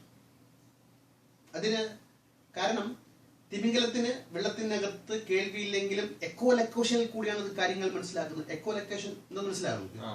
സൗണ്ട് വേവ്സ് കൊണ്ട് കേൾക്കുന്നത്. സൗണ്ട് വേവ്സ് അങ്ങോട്ട് സെൻഡ് ചെയ്ത് അത് തിരിച്ചു വരുന്ന സമയം കാൽക്കുലേറ്റ് ചെയ്തിട്ടാണ്. റഡാറൊക്കെ വർക്ക് ചെയ്യുന്ന അതേ ടെക്നോളജി മൃഗങ്ങൾക്കുണ്ട്. ജസ്റ്റ് ലൈക്ക് ഡോൾഫിൻ ഉണ്ട്. ഡോൾഫിനൊക്കെ അങ്ങനെയാണ് കമ്മ്യൂണിക്കേറ്റ് ചെയ്യുന്നതും ലൊക്കേറ്റ് ചെയ്യുന്നതും. ഏരിയയെ അല്ലെങ്കിൽ മറ്റൊരു ജീവിയെ ലൊക്കേറ്റ് ചെയ്യുന്നത് ആ സൗണ്ട് വേവ്സിനെ ബേസ് ചെയ്തുകൊണ്ട്. ബാറ്റ്സ് ചെയ്യുന്ന വവാലുകൾ ചെയ്യുന്നതും അതുപോലെ തന്നെ.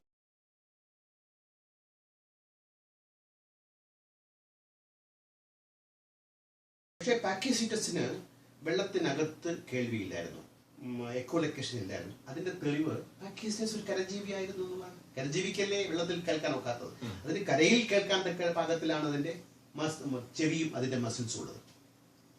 The shape of its skulls was definitely cetacean. പ്രധാനമായ കാര്യമാണ്, സെറ്റേഷ്യൻ വിഭാഗത്തിൽപ്പെട്ടതാണ് തിമിംഗലം. പക്ഷേ ഈ പാക്കിസിറ്റസ് എന്ന് പറയുന്ന ടെട്രോപോഡിന്റെ മാമലിന്റെ സ്കൾ, തലയോട്ടി എന്ന് പറയുന്നത് പരന്നതാണ്. ഏകദേശം തിമിംഗലത്തുമാണ്. തിമിംഗല അതായത് സെറ്റേഷ്യൻ വിഭാഗത്തിൽപ്പെട്ട ജീവികളുടെ സ്കള് പോലെയായിരുന്നു ഈ പാക്കിസിറ്റസിന്റെ. അപ്പൊ അത് തെളിവല്ലേ? അതായത് നമ്മുടെ നായയുടെ തല പോലെ അല്ല, അത് സെറ്റേഷ്യൻ വിഭാഗത്തിൽപ്പെട്ട തിമിംഗലത്തിന്റെ, അതായത് ഞാൻ നേരത്തെ പറഞ്ഞതുപോലെ ഇത് ബൈൽസ് എവല്യൂഷന്റെ തുടക്കത്തിലെ ലക്ഷണങ്ങളാണ് നമ്മൾ ഡിസ്കസ് ചെയ്യുന്നത്, പാക്കിസിറ്റസിൽ കാണാൻ സാധിക്കുന്നത്. ഒരു ശക്തമായ തെളിവല്ലേ അതൊക്കെ. And its teeth wear between the ancestral and modern states. അതായത് ആധുനിക തിമിംഗലത്തിന്റെയും പൂർവ ആൻസെസ്റ്ററുടെയും ഇടയ്ക്കുള്ള ഒരു ടീത്തായിരുന്നു, പല്ലായിരുന്നു ഈ പാക്കിസിറ്റസിന് ഉണ്ടായിരുന്നത്.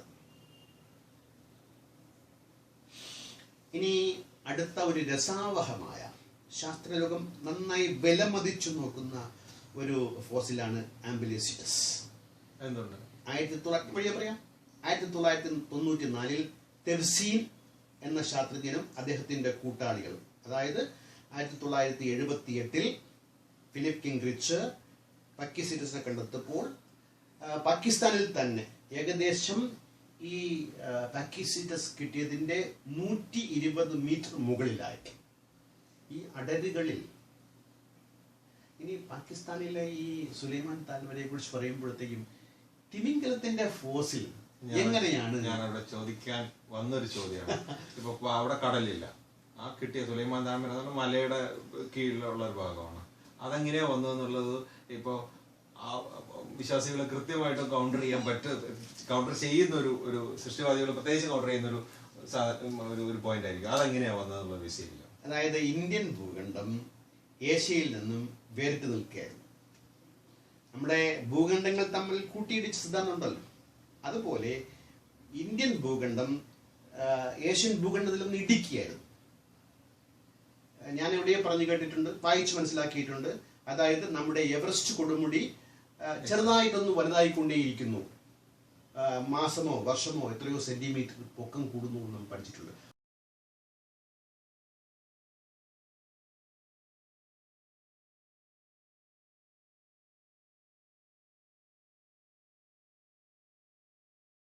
അതിന് കാരണം ഈ തള്ള് ഇന്നും അവസാനിച്ചിട്ടില്ല എന്നുള്ളതാണ്. അപ്പൊ ഈ ഇന്ത്യൻ ഭൂഖണ്ഡം ഇതിൽ വന്ന് ഇടിച്ചപ്പോൾ കടലായിരുന്ന ഭാഗം കരയായി പൊങ്ങി എന്നുള്ളതാണ് സുലൈമാൻ താഴ്വര നമ്മോട് പഠിപ്പിക്കുന്നത്. സുലൈമാൻ താഴ്വര ഈ പാക്കിസിറ്റസും ഈ ആംബുലിസിറ്റസും ഈ റോഡോസിറ്റസും തുടങ്ങിയ ഇവയൊക്കെ വിരാജിച്ചിരുന്ന അഗാധ കടലുകളായിരുന്നുവെങ്കിൽ ഭൂപ്രകൃതി ഇങ്ങനെയല്ല.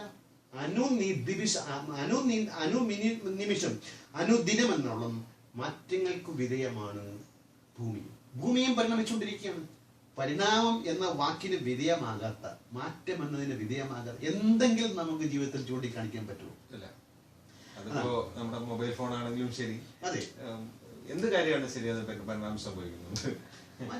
മാറ്റങ്ങൾ സംഭവിക്കുന്നു. മാറ്റങ്ങൾ ഈ പാകിസ്ഥാനിലെ സുലൈമാൻ താഴ്വരയില് 120 മീറ്റർ മുകളിൽ സെഡിമെന്റ്സിൽ നിന്നാണ് ഈ ആംബുലിസിറ്റസിന്റെ ഇതുകൾ കിട്ടിയിട്ടുള്ളത്. ഇത് ജീവിച്ചത് മിഡിൽ ഇയോസിൻ കാലഘട്ടത്തിലാണ്. ഏകദേശം 50 മില്യൺ വർഷങ്ങൾക്ക് മുമ്പ് ജീവിച്ചിരുന്ന ആംബുലിസിറ്റസ് ആണ്.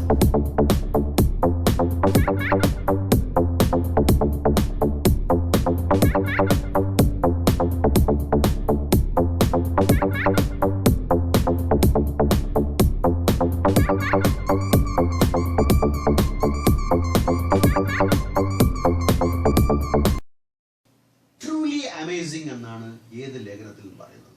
വളരെ എന്താ പറയുക, വളരെ അതിശയകരമായ പരിണാമ സിദ്ധാന്തത്തിന് അജയ്യമായ തെളിവ് നൽകുന്ന ഒരു ജീവി ഫോസിലാണ് ആംബുലിസിറ്റസ്. Clearly A സെറ്റേഷ്യൻ. അത് തിമിംഗല ജീവിവർഗത്തിൽപ്പെട്ടതാണ് ഈ ആംബുലോസിറ്റസ്. ഇതിനെക്കുറിച്ച് ശാസ്ത്രം പറയുന്നത് വാക്കിംഗ് വെയിൽ, നടക്കുന്ന തിമിംഗലം. വളരെ കറക്റ്റ്. ഞാനത് ഉദ്ദേശിക്കാത്തത് നിങ്ങൾ പറഞ്ഞു, താങ്ക് യു. നല്ലൊരു പോയിന്റാണ്. വാക്കിംഗ് വെയിൽസ് ആണ്.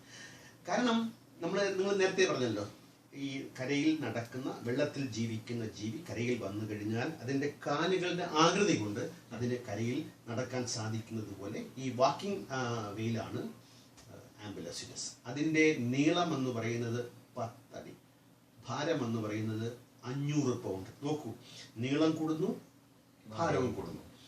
ക്രമാനുഗതമായ വളർച്ചയുടെ പടവുകൾ നമ്മൾ ഈ സിനോണിക്സ്, പാക്കിസീറ്റസ്, ആംബുലോസിറ്റസ് വരുമ്പോൾ വളരെ വ്യക്തമായി കാണാൻ സാധിക്കും. ഇത് എവിടെ തർക്കിക്കണമെങ്കിൽ മറ്റെന്തെങ്കിലും മനസ്സിൽ വേണം. യഥാർത്ഥത്തിൽ വസ്തുതകളെ തിരിച്ചറിയാൻ വേണ്ടി ഇറങ്ങിത്തിരിക്കുന്നവർ ഇതൊക്കെ സ്പഷ്ടമായ വസ്തുതകളല്ലേ.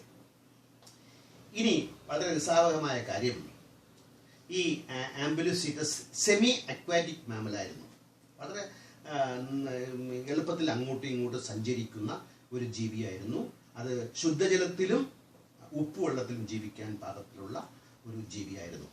ഇനി വളരെ പ്രധാനമായ ഒരു കാര്യം, ഞാൻ നേരത്തെ സൂചിപ്പിച്ചതുപോലെ, ഇതിൻ്റെ നീന്തുന്ന രീതി, അതിൻ്റെ നട്ടലിനെ മുമ്പോട്ടും പിമ്പോട്ടും ചലിപ്പിച്ചു, മുകളിലോട്ടും താഴോട്ടും ചലിപ്പിച്ചുകൊണ്ടാണ് ഈ ആംബുലോസിറ്റസ്.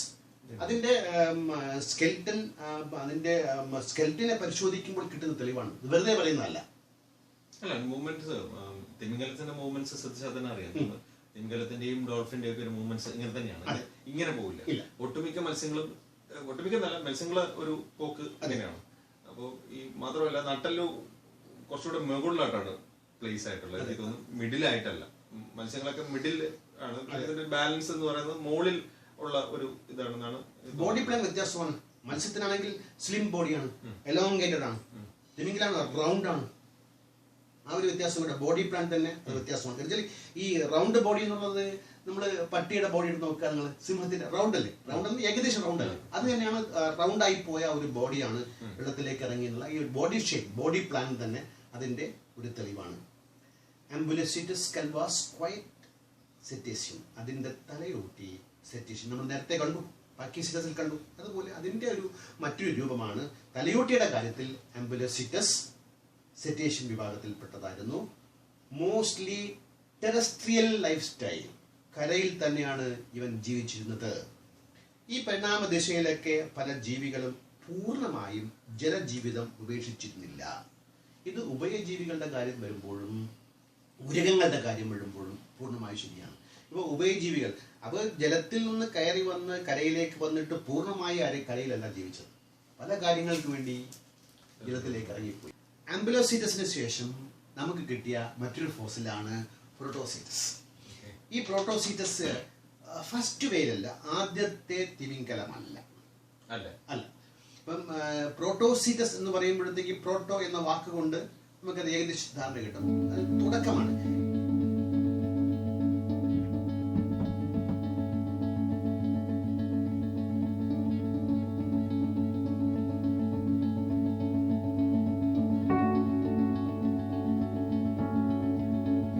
Nostrils that have already begun to migrate halfway up forehead. അതായത് നമ്മൾ ഈ നാസാദ്വാരങ്ങളുടെ കാര്യം പറഞ്ഞത്, നമുക്ക് മാമൽസിനെ നോക്കുമ്പോഴത്തേക്കും 2 നാസാദ്വാരങ്ങളാണ്. അത് തലയുടെ ഫ്രണ്ടിലായിരിക്കും. ഈ പാക്കിസീറ്റസ് പിന്നെ ആംബുലോസിറ്റസ് ഒക്കെ ആ ഒരു ഫോസിലൊക്കെ പരിശോധിക്കുമ്പോഴത്തേക്കും ഇത് തലയുടെ മുകളിലോട്ട് ചലിക്കുന്നതായിട്ട് കാണാം. ഈ പ്രോട്ടോസിറ്റസിൽ വന്നപ്പോഴത്തെ പകുതി ദൂരം എത്തിക്കഴിഞ്ഞു. ഈ പകുതി ദൂരം എത്തിക്കഴിഞ്ഞു എന്നൊക്കെ പറയുമ്പോഴത്തേക്കും ഇങ്ങനെ ബോധപൂർവം ആ മൂക്ക് അങ്ങോട്ട് ആരെങ്കിലും പിടിച്ചു വലിപ്പിക്കുന്നതോ അല്ലെങ്കിൽ ജീവിതനെ സ്വയം തീരുമാനിച്ച് അതൊന്നും അല്ല. മൂക്കിന്റെ സ്ഥാനം എവിടെ ആയിരിക്കണമെന്നുള്ള ജീൻ കോഡിൽ വരുന്ന വ്യത്യാസമാണ്. പക്ഷെ ഇവിടെ ഒന്നുകൂടെ റിമൈൻഡ് ചെയ്യേണ്ടതുണ്ട്, ഈ മൂക്കിന്റെ സ്ഥാനം മാറുന്ന അടക്കമുള്ള പരിണാമ മാറ്റങ്ങൾ അഗെയിൻ ഒരു 10 ലക്ഷം വർഷങ്ങളോ അല്ലെങ്കിൽ 15 ലക്ഷം വർഷങ്ങളോ എടുത്തിട്ടാണെന്നുള്ളത് നമ്മളിവിടെ അവരെ ഓർമ്മിപ്പിക്കേണ്ടതുണ്ട്. അല്ലെങ്കിൽ വിശ്വാസികൾക്ക് ശരിക്കും മനസ്സിലാവില്ല. അതെ അതെ അതെ. എനിക്ക് തോന്നുന്നു.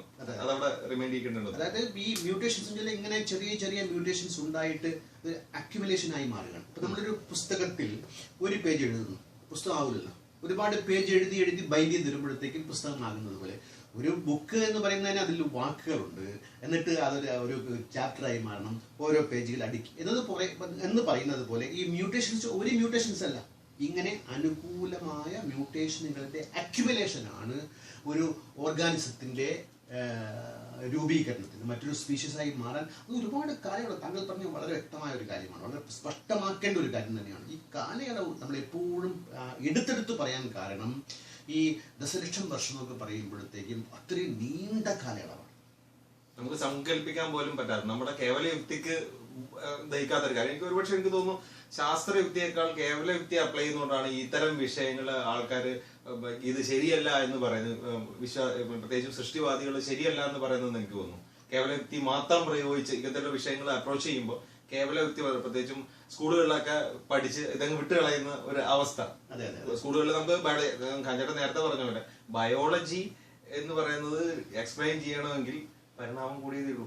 അല്ലെങ്കിൽ ബയോളജിയുടെ ഏറ്റവും എസെൻഷ്യൽ ആയിട്ടുള്ള ഒരു പാർട്ടാണ് പരിണാമം. സോ ഇത് നമ്മളിവിടെ പഠിച്ചു കഴിഞ്ഞിട്ട് പിന്നെ ബാക്കി വിശ്വാസികൾ ബാക്കി ലൈഫിലോട്ട് അങ്ങോട്ട് പോകുന്നത് ദൈവം ഉണ്ടാക്കി, ഊതി, പ്രത്യക്ഷപ്പെടുത്തി, ഇതൊക്കെയാണ്. പ്രത്യക്ഷപ്പെടുത്തലാണ് നമുക്ക് ഇതൊന്നും വേണ്ടല്ലോ, അങ്ങ് എന്താ പറയാ ഭ്രൂണത്തിന് മുമ്പോട്ട് വരേണ്ട അവസ്ഥ പോലും ഇല്ല. So let's come back to this thing. ഇത് മറ്റേ വിശ്വാസികളെ നമ്മൾ കുറ്റം പറയാനാവില്ല. കാര്യം എന്ന് വെച്ചാൽ ഇപ്പം നിങ്ങളൊന്ന് ആലോചിച്ച് നോക്കൂ, ഒരു നായയുടെ രൂപത്തിലുള്ള ഒരു സിനോണിക്സ് എന്ന ഒരു നായയുടെ രൂപത്തിലുള്ള ഒരു നാൽക്കാലി വെള്ളത്തിൽ നീന്തുന്ന, കരയിൽ ജീവിച്ച സിനോണിക്സ്, വെള്ളത്തിൽ ചെന്ന് നീന്തി അവിടെ ജീവിക്കുന്നു എന്ന് പറഞ്ഞാൽ നമ്മുടെ കേവല യുക്തിക്ക് പോലും അത് അംഗീകരിക്കാൻ പറ്റില്ലല്ലോ. പക്ഷെ കേവല യുക്തിക്കുപരിയായിട്ട് ലഭ്യമായ തെളിവുകളുടെ അടിസ്ഥാനത്തിൽ കാര്യത്തെ വിശദീകരിക്കുമ്പോഴാണ് അത് ശാസ്ത്രത്തിന്റെ ഒരു എന്താ പറയുക, ശാസ്ത്രത്തിന്റെ പ്രത്യേകതയാണ്. ഇതൊക്കെ എവിഡൻസ് ബേസ്ഡ് ആയിരിക്കണം. എന്ത് പറഞ്ഞാലും ഇപ്പം ഈ എങ്ങനെയാണ് തിമിംഗല പരിണാമം ഉണ്ട് എന്ന് ചോദിക്കുന്ന ചോദ്യകർത്താവിന്റെ മുൻപിൽ അയാളുടെ വിശ്വാസങ്ങളെ മാറ്റി നിർത്തുകയാണെങ്കിൽ നമുക്ക് എവിഡൻസ് ആയിട്ട് സ്റ്റെപ്പ് ആയിട്ടുള്ള എവിഡൻസ് നമുക്ക് പറയാൻ സാധിക്കും. ഡോക്യുമെന്റ്സ് പറയുന്നുണ്ട് സിമ്പിൾ നിന്നാണ് കോംപ്ലക്സിലേക്ക് പോകുന്നത്. ഇപ്പൊ കണ്ണ് എന്ന ഒരു അവയവത്തിന്റെ പരിണാമത്തെ എടുത്ത് പരിശോധിക്കുകയാണെങ്കിൽ കണ്ണെങ്ങനെ എവോൾവ് ചെയ്ത് വരും? ഒരു ജീവി, കണ്ണില്ലാത്ത ജീവിക്ക് എന്താകും? അപ്പൊ കണ്ണെന്ന് പറയുന്നത് ഒരു കണ്ണായി മാത്രം എവോൾവ് ചെയ്ത് വന്നതല്ല, പൊടുന്നതിനെ വരെ കണ്ണുണ്ടാകുന്നല്ല, സ്റ്റെപ്പ് ബൈ സ്റ്റെപ്പ്. അതായത് ഈ കാഴ്ചയുടെ കാര്യം നിർദ്ദേശിക്കുന്ന ആ മ്യൂട്ടേഷന്റെ തുടക്കത്തില് ഡോക്യുമെന്റ്സ് പറയുന്നുണ്ട് ഒരു ഛായയെ കിട്ടുള്ളൂ, വെളിച്ചത്തിന്റെ ഛായ, ഏത് ഭാഗത്തു നിന്നാണ് വെളിച്ചം വരുന്നു എന്ന് മനസ്സിലാക്കത്തക്ക രീതിയിലുള്ള ഒരു മ്യൂട്ടേഷൻസ് ആണ് ആ സെല്ലിൽ വരുന്നത്.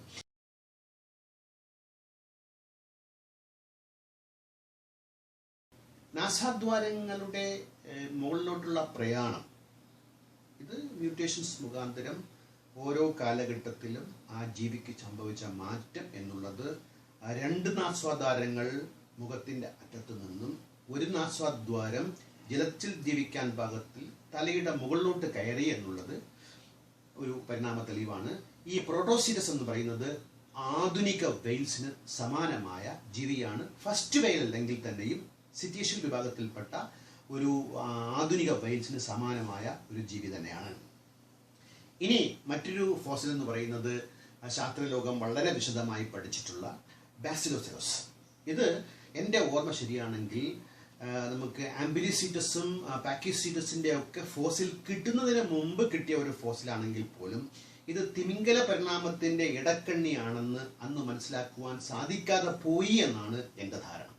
പക്ഷേ പാക്കിസീറ്റസും ആംബിലോസീറ്റസും റോഡോസീറ്റസും ഒക്കെ കിട്ടിയതിന് ശേഷം ഇതും ഒരു ഇടക്കണ്ണിയാണ് നമുക്ക് മനസ്സിലാക്കാൻ സാധിച്ചു. ഈ ബാസിലോസെറസ് എന്ന് പറയുന്നത് അതിന്റെ ചിത്രം കണ്ടാൽ നമുക്ക് ആ ചിത്രം ഇവിടെ കാണിക്കാം. കണ്ടു കഴിഞ്ഞാൽ അത് തിമിംഗലത്തിന്റെ രൂപത്തിലുള്ള ഒരു ജീവിയാണ്. സിംഗിൾ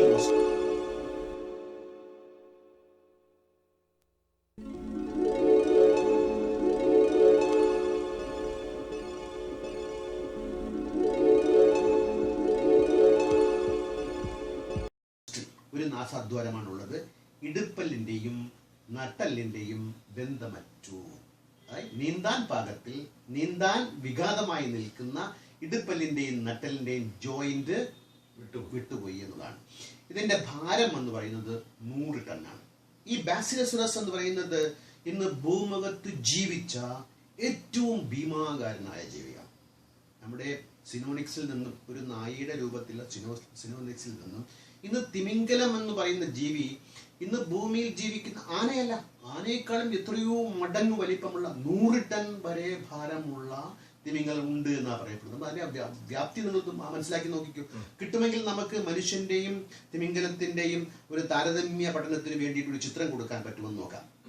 പിന്നെ ബാസിലോസറസിന്റെ മസ്തിഷ്കം ചെറുതായിരുന്നു. ഈ മസ്തിഷ്കത്തിന്റെ കാര്യം പറയുമ്പോൾ ഈ നമ്മുടെ സ്റ്റീവൻ ഹോക്കിംഗ് ഒരു കാര്യം പറയുന്നുണ്ട്. ഇനി നമ്മുടെ ഇന്റലിജൻസ് വർദ്ധിക്കണമെങ്കിൽ മസ്തിഷ്കം വർദ്ധിക്കണം. മസ്തിഷ്കം വർദ്ധിക്കണമെങ്കിൽ ബെർത്ത് കനാൽ വലുതാകണം. അത് സാധ്യമല്ല. ബെർത്ത് കനാൽ വർദ്ധിക്കാതെ ബ്രെയിൻ കപ്പാസിറ്റി, ക്രാനിയൽ കപ്പാസിറ്റിയെ കൂട്ടാൻ മാർഗം കണ്ടെത്തിയാൽ മാത്രമേ നമുക്ക് ഇന്റലിജൻസ് വർദ്ധിപ്പിക്കാൻ പറ്റൂ എന്ന് അത് ഞാൻ സന്ദർഭവശാൽ പറഞ്ഞതേ ഉള്ളൂ. ഈ ബാസിലോസറസിന് ചെറിയ മസ്തിഷ്കമാണ്. ഇനി മസ്തിഷ്കത്തിന്റെ കാര്യം പറയുമ്പോൾ നമ്മുടെ മസ്തിഷ്കവുമായി ഏറ്റവും അടുത്തു നിൽക്കുന്നത് ചിമ്പൻസിയുടെ മസ്തിഷ്കമാണ്. നമ്മൾ നേരത്തെ പറഞ്ഞ നിയോകോട്ടക്സിന്റെ വികാസവുമായി ബന്ധപ്പെട്ട്. അത് കഴിഞ്ഞാൽ നിൽക്കുന്നത് ഡോൾഫിനാണ്.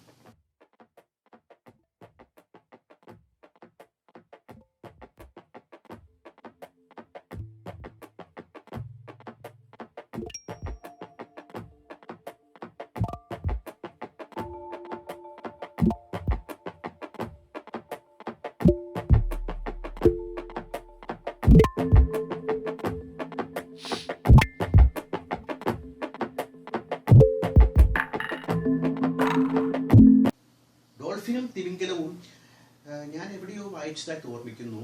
നമ്മളെ ക്യാപ്റ്റിവിറ്റിയിലുള്ള, നമ്മൾ മ്യൂസിയത്തിലോ മറ്റോ വളർത്തുന്ന ചില തിമിംഗലങ്ങൾ മനുഷ്യ സംസാരത്തെ അനുകരിക്കുന്നു. വളരെ രസകരമായ കാര്യമല്ലേ. അതിന് കാരണം എന്ന് പറയുന്നത് ഈ ക്രാനിയൽ കപ്പാസിറ്റിയാണ്. തലച്ചോറിന്റെ അളവിന്റെ വർധന അതിന്റെ പ്രവർത്തനത്തിന്റെ ക്ഷമതയെ കൂട്ടുന്നു എന്നുള്ളതാണ്. പക്ഷെ ഈ ബാസിലോസറസ് എന്ന ആ ജീവിക്ക് മസ്തിഷ്കം ചെറുതായിരുന്നു. Did not use echolocation while swimming. നീന്തുമ്പോൾ തിമിംഗലത്തെ പോലെ ഇത് എക്കോലൊക്കേഷൻ നടത്തിയിരുന്നില്ല. നിങ്ങൾ നോക്കൂ.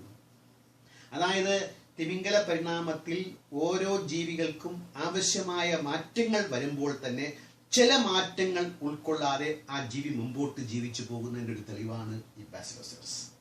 തിമിംഗലത്തിന്റെ കാതില്ല, അതിന്റെ അവയവങ്ങളുടെ ബാക്കിയുണ്ടെങ്കിലും അതിന്റെ കേൾവി എന്ന് പറയുന്നത്, അത് മനസ്സിലാക്കുന്നത്, ശബ്ദത്തെ മനസ്സിലാക്കിയെടുക്കുന്നത് എക്കോലൊക്കേഷനിലാണെങ്കിൽ ഇവിടെ ബാസിലോസറസിന് അത് വന്നിട്ടില്ല. അപ്പൊ പരിണാമം എന്ന് പറയുന്നത് നേർദിശയിൽ, നേർരേഖയിൽ സഞ്ചരിക്കുന്ന ഒരു സംഭവമല്ല. അതിന് ലക്ഷ്യമില്ല, ബോധമില്ല, നിയന്ത്രണമില്ല, നിയന്ത്രിതമല്ല. ഇങ്ങനെ സംഭവിക്കണം എന്നൊരു നിർബന്ധവും ഇല്ല. പരിണാമം ജീനുകളുടെ പ്രവർത്തന ഘടനയെ മാറ്റിമറിക്കുന്ന ഒരു വളരെ ലോങ് ആയിട്ടുള്ള ഒരു പ്രക്രിയയാണ്. അത് ചിലപ്പം നമ്മുടെ മനുഷ്യ ജീവിതത്തിൽ കാണാൻ നമുക്ക് സാധിച്ചെന്ന് വരില്ല. ഇതുപോലുള്ള തെളിവുകളിലൂടെ മാത്രമേ നമുക്കത് എക്സ്പീരിയൻസ് ചെയ്യാൻ പറ്റുള്ളൂ, അല്ലേ? അതെ, അത്രേ ഉള്ളൂ. പക്ഷേ ഈ മനുഷ്യ ജീവിതത്തിന്റെ കാണാൻ പറ്റുമെന്ന് ചോദിച്ചു കഴിഞ്ഞാൽ ഒരു ലൈഫ് ടൈം കൊണ്ട്, അതായത് ഒരു മനുഷ്യ ജീവിതം കൊണ്ട് കാണാൻ പറ്റുന്നതിന്റെ ഏറ്റവും നല്ലൊരു ഉദാഹരണമാണ് ലെൻസ്കിയുടെ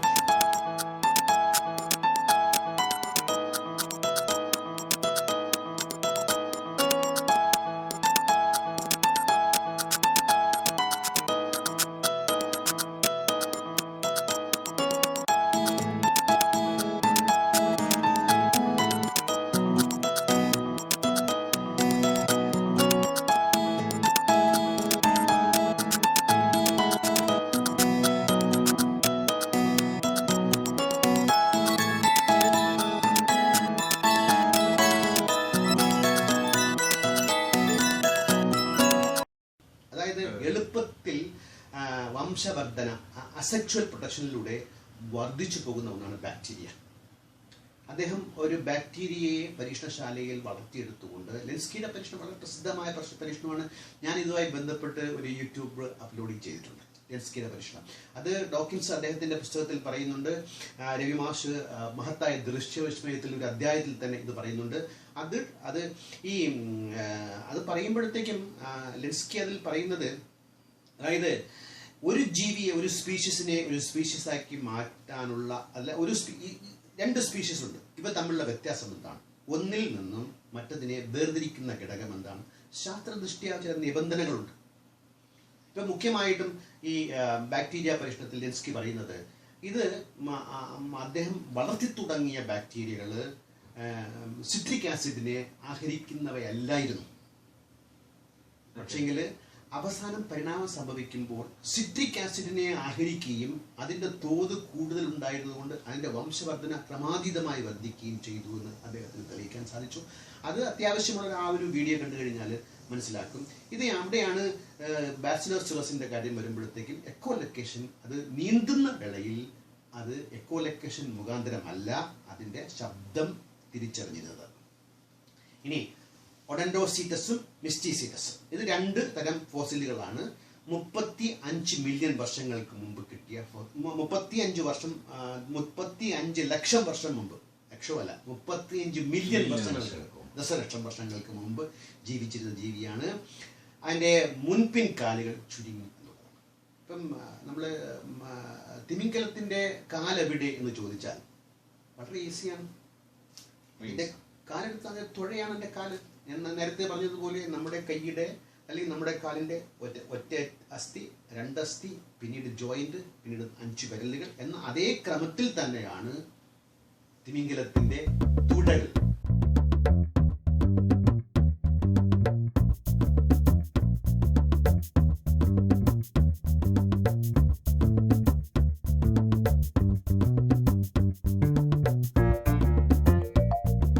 അസ്ഥിയോടുകൂടി നിലനിൽക്കുന്നത് അത്തരം ഫോസിൽ. ഇനി ഫോസിലീകരിക്കണമെങ്കിൽ അസ്ഥി വേണം, മാംസമൊക്കെ പോകും. അപ്പം ഫോസിലീകരിക്കപ്പെടണമെങ്കിൽ അസ്ഥി വേണം. അസ്ഥിയുള്ള ഭാഗമായതുകൊണ്ടാണ് ഈ ബാസിലോസിലസിൻ്റെയും ഓഡൻഡോസീറ്റസിൻ്റെയും മൈസ്റ്റീസീറ്റസിൻ്റെയും ഒക്കെ തുഴ എന്നുള്ളത് പൂർവിക ജീവിയുടെ മുൻകാലായിരുന്നു എന്ന് തീരുമാനിക്കാൻ നമുക്ക് പറ്റിയത്. വെറും തുഴയായിരുന്നെങ്കിൽ, മാംസത്തിന്റെ മാത്രം തുഴയായിരുന്നെങ്കിൽ നമുക്ക് ഫോസിൽ പോലും കിട്ടില്ല. അത് ഈ തിമിംഗല പരിണാമത്തിനെതിരെ വാദഗതി ഉന്നയിക്കുന്ന ആളുകൾ, ക്രിയേഷനിസ്റ്റ്, ഒരു ഭാഗത്തായിട്ട് ഒരു സംശയം, ഒരു വാദഗതി ഉന്നയിക്കുന്നുണ്ട്. അതായത് എനിക്ക് തോന്നുന്നത് ബാസിലോസിറസിന്റെ വാല് കിട്ടിയിട്ടില്ല എന്ന് കിങ്റിച്ച് ഭാഗത്ത് പറയുന്നുണ്ട്.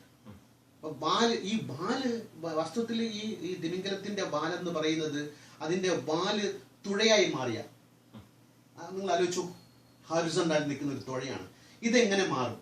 നിങ്ങൾക്ക് വാലിന്റെ ഫോസിൽ കിട്ടിയില്ല എന്ന് കിങ്റിച്ച് പറയുന്നുണ്ടല്ലോ. അവിടെ എന്താ വാസ്തവം എന്ന് വെച്ചാൽ വാലിന്റെ അറ്റത്ത് അസ്ഥികളില്ലാത്തത് കൊണ്ട് ഫോസിൽ കിട്ടില്ല. പക്ഷേ ബാക്കി എല്ലാ ശരീരഘടന വെച്ചുകൊണ്ട് ഇതിങ്ങനെ ആയിരിക്കാമെന്നുള്ള ശാസ്ത്രീയമായ അനുമാനങ്ങളിലേക്ക് നമുക്ക് എത്തിച്ചേരാൻ സാധിക്കും. നമ്മളിപ്പോൾ സൂര്യമണ്ഡലത്തിന് അപ്പുറത്ത് പോയിട്ടില്ല. എന്തിന്? നമ്മൾ ചൊവ്വയിലും പോയിട്ടില്ല. ചൊവ്വയിൽ നമ്മൾ ഉപഗ്രഹങ്ങളേക്ക് ഇറക്കാം, ചൊവ്വയിൽ നമ്മൾ വാഹനം ഇറക്കി വാഹനം അവിടെ ചെയ്യുന്നുണ്ട്. പക്ഷെ നേരിട്ടുള്ള ഒരു പോക്ക് അവിടെ ഉണ്ടാകുന്നതിന് മുമ്പ് തന്നെ നമ്മൾക്ക് ഒരു ഹൈപ്പോത്തിസിസ് നമ്മൾ ഉണ്ടാക്കി. അതിനാവശ്യമായ തെളിവുകൾ ശേഖരിച്ചുകൊണ്ട് നമ്മളത് ശരിയിലേക്ക് എത്തുന്നത് പോലെ അവിടെ വാലില്ലെങ്കിലും അതിൻ്റെ ബാക്കിയുള്ള ശരീരഭാഗങ്ങൾ വെച്ചിട്ട് വാല് തുഴയായി പരിണമിച്ചിരിക്കാം എന്നല്ലാതെ മറ്റൊരു തീരുമാനത്തിൽ എത്തിച്ചേരാൻ പറ്റില്ല എന്ന കാര്യം ഈ വിശ്വാസികൾ അവരുടെ വിശ്വാസം മുഖാന്തരം മറന്നു പോകുമ്പോൾ നമുക്ക് വരെ കുറ്റം പറയാനാവില്ല. പക്ഷെ യാഥാർത്ഥ്യം വാസ്തവത്തിൽ നിങ്ങളിൽ നിന്ന് ഒരുപാട് അകലെ എന്ന് ഞങ്ങൾക്ക് ശക്തമായി പറയേണ്ടി വരും. ഓർമ്മിക്കേണ്ടി വരും. ഇത് ഈ തിമിംഗലത്തിന്റെ ക്ലോസസ്റ്റ് റിലേറ്റീവ്, ഡോക്കിൻസിന്റെ ഭാഷയിൽ പറയുന്നത് കസിൻസ്. ഇപ്പൊ ഞാൻ പലരോടും പറയും കുരങ്ങ് എന്റെ കസിൻ. ഇങ്ങനെ കണ്ടാലത് അറിയാന്ന് പറയും.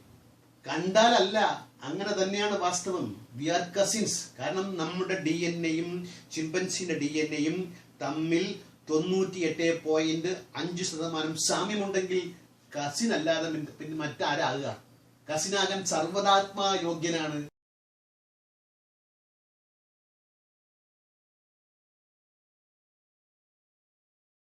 ചിമ്പൻസി എങ്കിൽ ഇവിടെ തിമിംഗലത്തിന്റെ കസിൻ എന്ന് പറയാവുന്നത് ഹിപ്പോപ്പൊട്ടാമസ് ആണ്.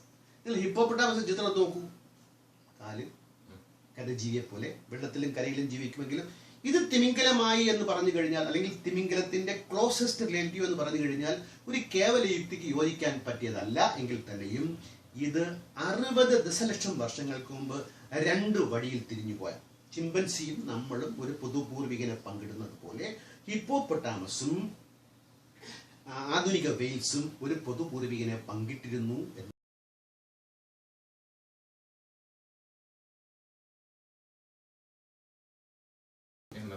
പിന്നെ ഇവിടെ ഡാർവിന്റെ ഒരു കാര്യം നേരത്തെ ജൽജിത്ത് സൂചിപ്പിച്ചല്ലോ. അപ്പൊ ഡാർവിൻ ഒരുപാട് ഊഹങ്ങൾ നടത്തിയിട്ടുണ്ട്. അദ്ദേഹത്തിന് ഒരുപാട് തെളിവുകളെ മുമ്പിൽ കൊണ്ടുവരാൻ സാധിച്ചിട്ടില്ല. ഇത്രയും ഫോസിലൊന്നും കിട്ടിയിട്ടില്ല. അതുപോലെ ജനറ്റിക്സ് പുരോഗമിച്ചിട്ടില്ല. ആധുനിക ജനിതക ശാസ്ത്രത്തിന്റെ വരവ് വാസ്തവത്തിൽ ഈ ട്രെയിനിന്റെ വേഗത വർദ്ധിപ്പിച്ചു എന്ന് മാത്രമല്ല, ഇതാണ് ഏറ്റവും മുന്തിയ ട്രെയിൻ എന്ന് തെളിവുകൾ നൽകിയായിരുന്നു ജനറ്റിക്സിന്റെ വരവ്. ജനറ്റിക്സ് അന്ന് ഡാർവിന്റെ കാലത്തിൽ വികസിച്ചിട്ടില്ലായിരുന്നു. അത് ഡാർവിന്റെ, പക്ഷെ അദ്ദേഹം ഒരുപാട് കാര്യങ്ങൾ പ്രവചിച്ചു. ആ ആൻഡ് മിസ്റ്റിസിറ്റസ് 34 മില്യൺ വർഷങ്ങൾക്ക്, ഈ ഒർണോസിറ്റസും മിസ്റ്റിസിറ്റസും 34 മില്യൺ വർഷങ്ങൾക്ക് മുമ്പ് ജീവിച്ച ജീവിയാണ്. പിൻകാലുകൾ ചുരുങ്ങി അപ്രത്യക്ഷമായി. നമ്മൾ തിമിംഗലത്തിന്റെ മുൻകാലുകൾ തുഴയായത് കണ്ടുവെങ്കിൽ പിൻകാലുകൾ കാണാൻ സാധ്യമല്ല. പക്ഷെ ഇതിന്റെ ശോഷിപ്പുകൾ, ഇതിന്റെ വെസ്റ്റീജിലായിട്ടുള്ള ഭാഗങ്ങൾ ഇപ്പോഴും നമുക്ക് തിമിംഗലത്തെ പരിശോധിക്കുമ്പോൾ കാണാൻ സാധിക്കും.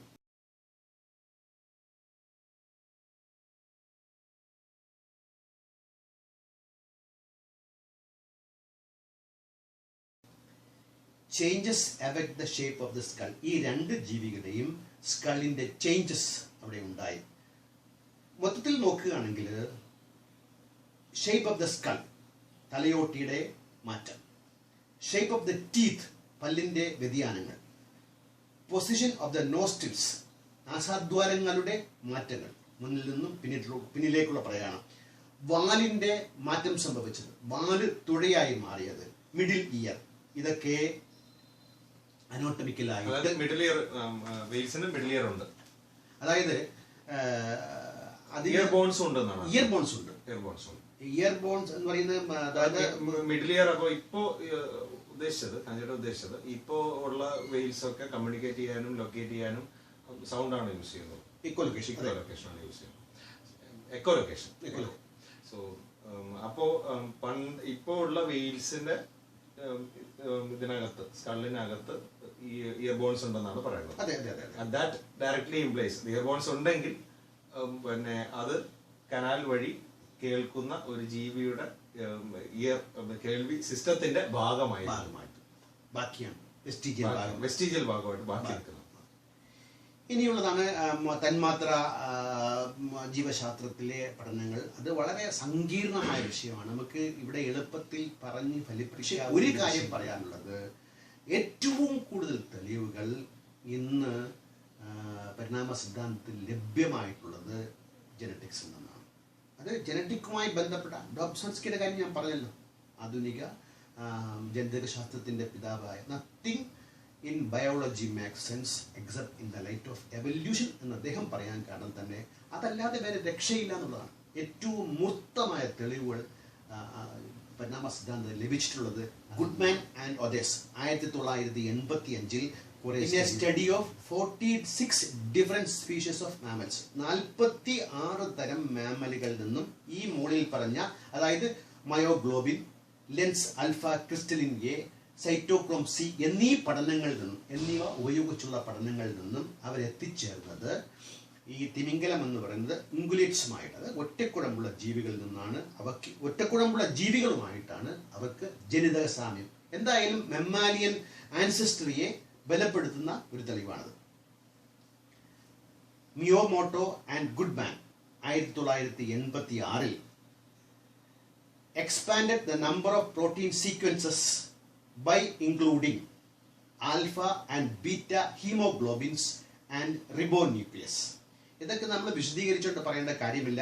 അതായത് മിയോമോട്ടോയും ഗുഡ്മാനും 1986 പ്രോട്ടീൻ സീക്വൻസിൽ alpha and beta haemoglobin and ribonuclease ഉൾപ്പെടുത്തി എന്നുള്ളതാണ് ഇവിടെ വിവക്ഷണം.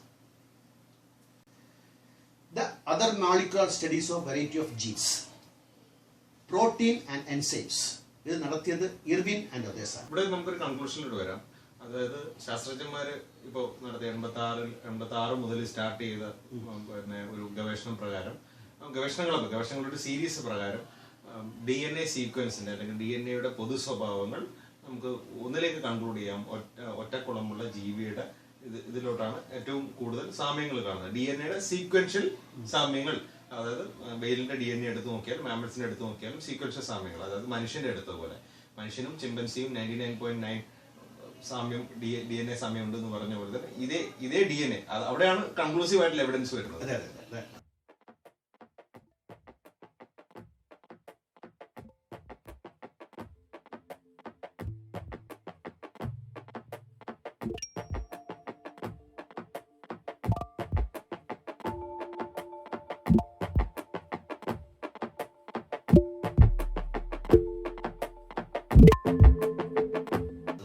എവിഡൻസ് അവിടെയാണ് വരുന്നത്. സെയിം കൈൻഡ് ഓഫ് DNA ഒറ്റക്കുളമുള്ള ജീവികളും, അതായത് പന്നിയും പശുവും പോലെയുള്ള ജീവികളും ഷെയർ ചെയ്യുന്നുണ്ട്. അതായത് we have A connecting dot that. അതായത് 1991, 94, 92, 96, 97 നടന്ന ജീനുമായി ബന്ധപ്പെട്ട സ്റ്റഡിയിലൊക്കെ ഈ തിമിംഗലം എന്നുള്ളത് ആർട്ടിയോഡക്ടൈൽസുമായി ബന്ധപ്പെട്ടിരിക്കുന്നു. ജീൻ സാമ്യം അവയുമായിട്ടാണെന്ന് തെളിയിക്കുന്നു. ഇനി വെസ്റ്റിജിയൽ എവിഡൻസ്. നമുക്ക് തന്നെ വെസ്റ്റിജിയൽസ് എവിഡൻസ് എന്ന് പറയുമ്പോൾ ഗുപ്താവയവങ്ങൾ, നമുക്ക് മനുഷ്യ ശരീരത്തിലുള്ള ഗുപ്താവയവങ്ങൾ ജലജിത്ത് നേരത്തെ പറഞ്ഞായിരുന്നല്ലോ. അപ്പൻഡിക്സും കോക്സിക്സ് ബോണും, കോക്സിക്സ് ടെയിൽ ബോൺ, അതായത് നമ്മുടെ നട്ടലിന്റെ താഴത്തുള്ള വളഞ്ഞിട്ടുള്ള വാൽ മുറിഞ്ഞുപോയ പരിണാമത്തിന്റെ ഒരു ദശയിൽ വാൽ മുറിഞ്ഞുപോയ ആ കോക്സിക്സ് ബോൺ, അത് നമുക്ക് ആവശ്യമില്ലാത്ത നമുക്ക് ശരിക്കും അത് ആവശ്യമില്ല. ശരിക്കും എന്റെ പലർക്കും ബുദ്ധിമുട്ടുണ്ടാക്കുന്നുണ്ട് ഇരിക്കുമ്പോഴൊക്കെ, ആ എൻഡിൽ പെയിൻ വരുന്ന ആൾക്കാരൊക്കെ. പിന്നെ അപ്പൻഡിക്സ് നമുക്ക് ടോട്ടലി നമുക്ക് റീസൺ പോലും അറിയാത്തൊരു ഒരു വസ്തുവാണ്. നമുക്ക് അവിടെ ഉണ്ടാക്കി വെക്കുന്ന പലപ്പോഴും പലർക്കും ലൈഫ് ത്രെറ്റനിങ് പോലും ഉണ്ടാക്കുന്ന ഒരു അവയവമാണ് അപ്പൻഡിക്സ്. ജബ്ബാർ മാഷുരിക്ക് തമാശ രൂപേണ പറഞ്ഞു, അപ്പൻഡിക്സ് എന്നുള്ളത് സർജന് കാശുണ്ടാക്കി കൊടുക്കാനുള്ള അവയവമാണ്. ദൈവം സർജൻ ഉണ്ടാക്കി കൊടുത്തൊരു ഗുണമാണ്, പക്ഷെ മനുഷ്യർക്ക് ദ്രോഹമല്ലേ. ദൈവം വളരെ പെർഫെക്റ്റ് ആയിട്ടുള്ള ഒരു ക്രിയേഷനിസ്റ്റുകൾ പറയുന്ന പോലെ എന്താ പറയാ, എന്ത് ഡിസൈൻ, ഇന്റലിജന്റ് ഡിസൈൻ. ഇന്റലിജൻസ് അത്ര ഇന്റലിജൻസ് ഉണ്ടായിരുന്നെങ്കിൽ ദൈവം ഈ പോട്ടെ, ടെയിൽ ബോണിന്റെ കാര്യം പോട്ടെ, നമുക്ക് അപ്പൻഡിക്സിന്റെ അത്ര ഇന്റലിജൻസ് ഉണ്ടായിരുന്നെങ്കിൽ ദൈവം എന്തിനാ ഈ സാധനം നമുക്ക് വെച്ചു തന്നിരിക്കുന്നത്? സോ ദൈവം അഗൈൻ ഗോഡ് അല്ലെ, ദൈവം ഒരു ഭയങ്കര സാഡിസ്റ്റ് അല്ലേ? അല്ല, മറ്റേ ഈ ഒരു വാലുള്ള കുട്ടിയുടെ കഥ, അതെ വാലുള്ള കുട്ടിയുടെ കഥയായിരുന്നു രസമുള്ളത്. ഈ നോർത്തില് UP-യിലെ കൃത്യമായിട്ട് എനിക്ക് ഓർമ്മയില്ല, ഗൂഗിളിൽ നോക്കിയാൽ നമുക്ക് ശരിക്കും മനസ്സിലാവും. ആ കുട്ടിക്ക് വാലോടുകൂടിയാണ് വന്നത്, വാലോടുകൂടിയാണ് കുട്ടി ജനിച്ചപ്പോഴേ വാലുണ്ടായിരുന്നു. ഇപ്പൊ കുറച്ച് 3-4 വയസ്സായെന്ന് തോന്നുന്നു, വെരി ഷുവർ. പക്ഷെ ഉണ്ട്, ആ കുട്ടിയുടെ പാരന്റ്സ് ഇത് കണ്ടു, നാട്ടുകാർ കണ്ടു, അവരത് വാലുള്ള കുട്ടി ആയതുകൊണ്ട് ഹനുമാന്റെ അവതാരമാണ്.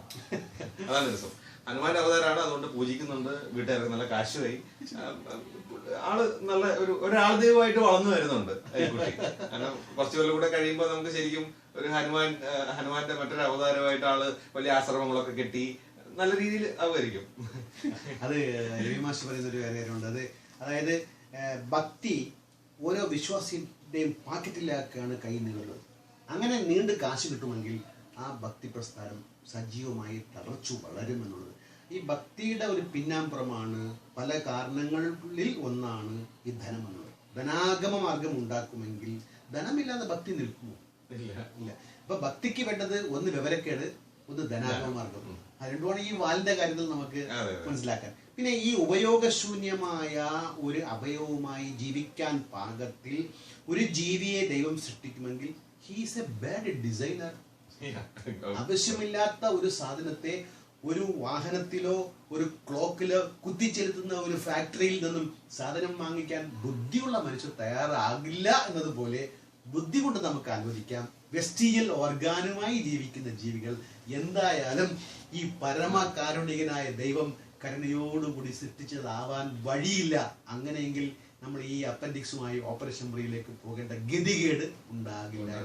ദൈവമേ, അതിന്റെ ന്യായീകരണം ഈ കളിമണ്ണൊക്കെ കുഴച്ചിട്ട് വരുമ്പോ ചെറിയ പീസ് അവിടെ ഇങ്ങനെ ബാക്കിയൊന്നും നിയന്ത്രണം പോലും ഇല്ലാത്തതാണ്. അതാണ് ചെറിയൊരു കൈപ്പഴ. ദൈവവും മനുഷ്യനെ പോലെ അങ്ങനെ വേണം. ദൈവത്തിന് ഞാൻ വെറുതെ പറഞ്ഞാണ്, വിശ്വാസികൾ അങ്ങനെ പറയില്ല. അത് നമുക്ക് അങ്ങനെ പറയാൻ ഒക്കും. നമുക്ക് ഈ വക കാര്യങ്ങളിൽ നമുക്ക് കളിയാക്കാതിരിക്കാൻ ഒക്കില്ല. കളിയാക്കാൻ പാകത്തിലാണ് കാര്യങ്ങൾ നിൽക്കുന്നുവെങ്കിൽ നമ്മൾ കളിയാക്കി ചിരിക്കും. നമ്മളെ കുറ്റം പറഞ്ഞിട്ട് കാര്യമല്ല. ഈ വെസ്റ്റിജിയൽ ഓർഗാൻസിനെ നിലനിർത്തണമെങ്കിൽ ജീവിക്ക് ഒരുപാട് എനർജിയുടെ ആവശ്യമുണ്ട്. ഓരോ ഭാഗത്തെയും ഒരു ജീവി നിലനിർത്തണമെങ്കിൽ അവയ്ക്ക് ആവശ്യമായ എനർജിയെ ഉണ്ടാക്കിയെടുക്കണം.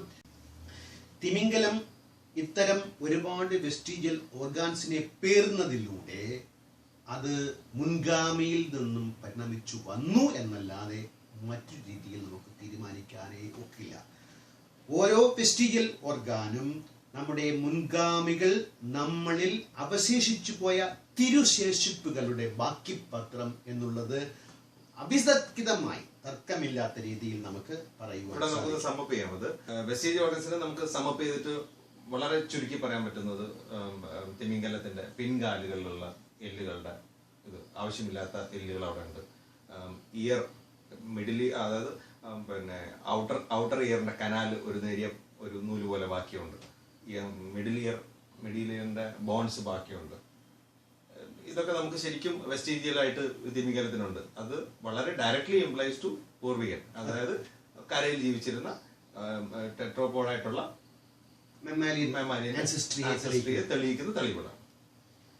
പെൽവിക് ബോൺസ്, ഇടുപ്പല്ല് ശരീരത്തിനുള്ളിലായി എന്നുള്ളത് പിൻതലമുറയിൽ ഇത് തേഞ്ഞു വരുന്നു. അതായത് നമ്മളിപ്പം സിനോണിക്സ്, പാക്കിസീറ്റസ്, ആംബുലോസീറ്റസ്, പിന്നീട് ഒഡ്നോസീറ്റസ്, മിസ്റ്റിസീറ്റസ്, ബാസിലോസെറസ് ഇങ്ങനെ നോക്കുമ്പോൾ പെൽവിസും ഇടുപ്പല്ലും തേഞ്ഞു വരുന്നതായി.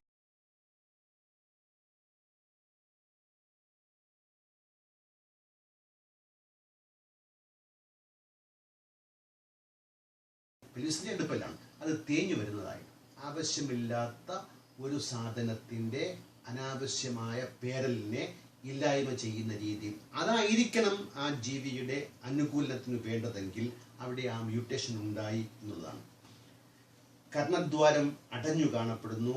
ചിലവയിൽ നേർത്ത ചരട് പോലെയും കാണപ്പെടുന്നു.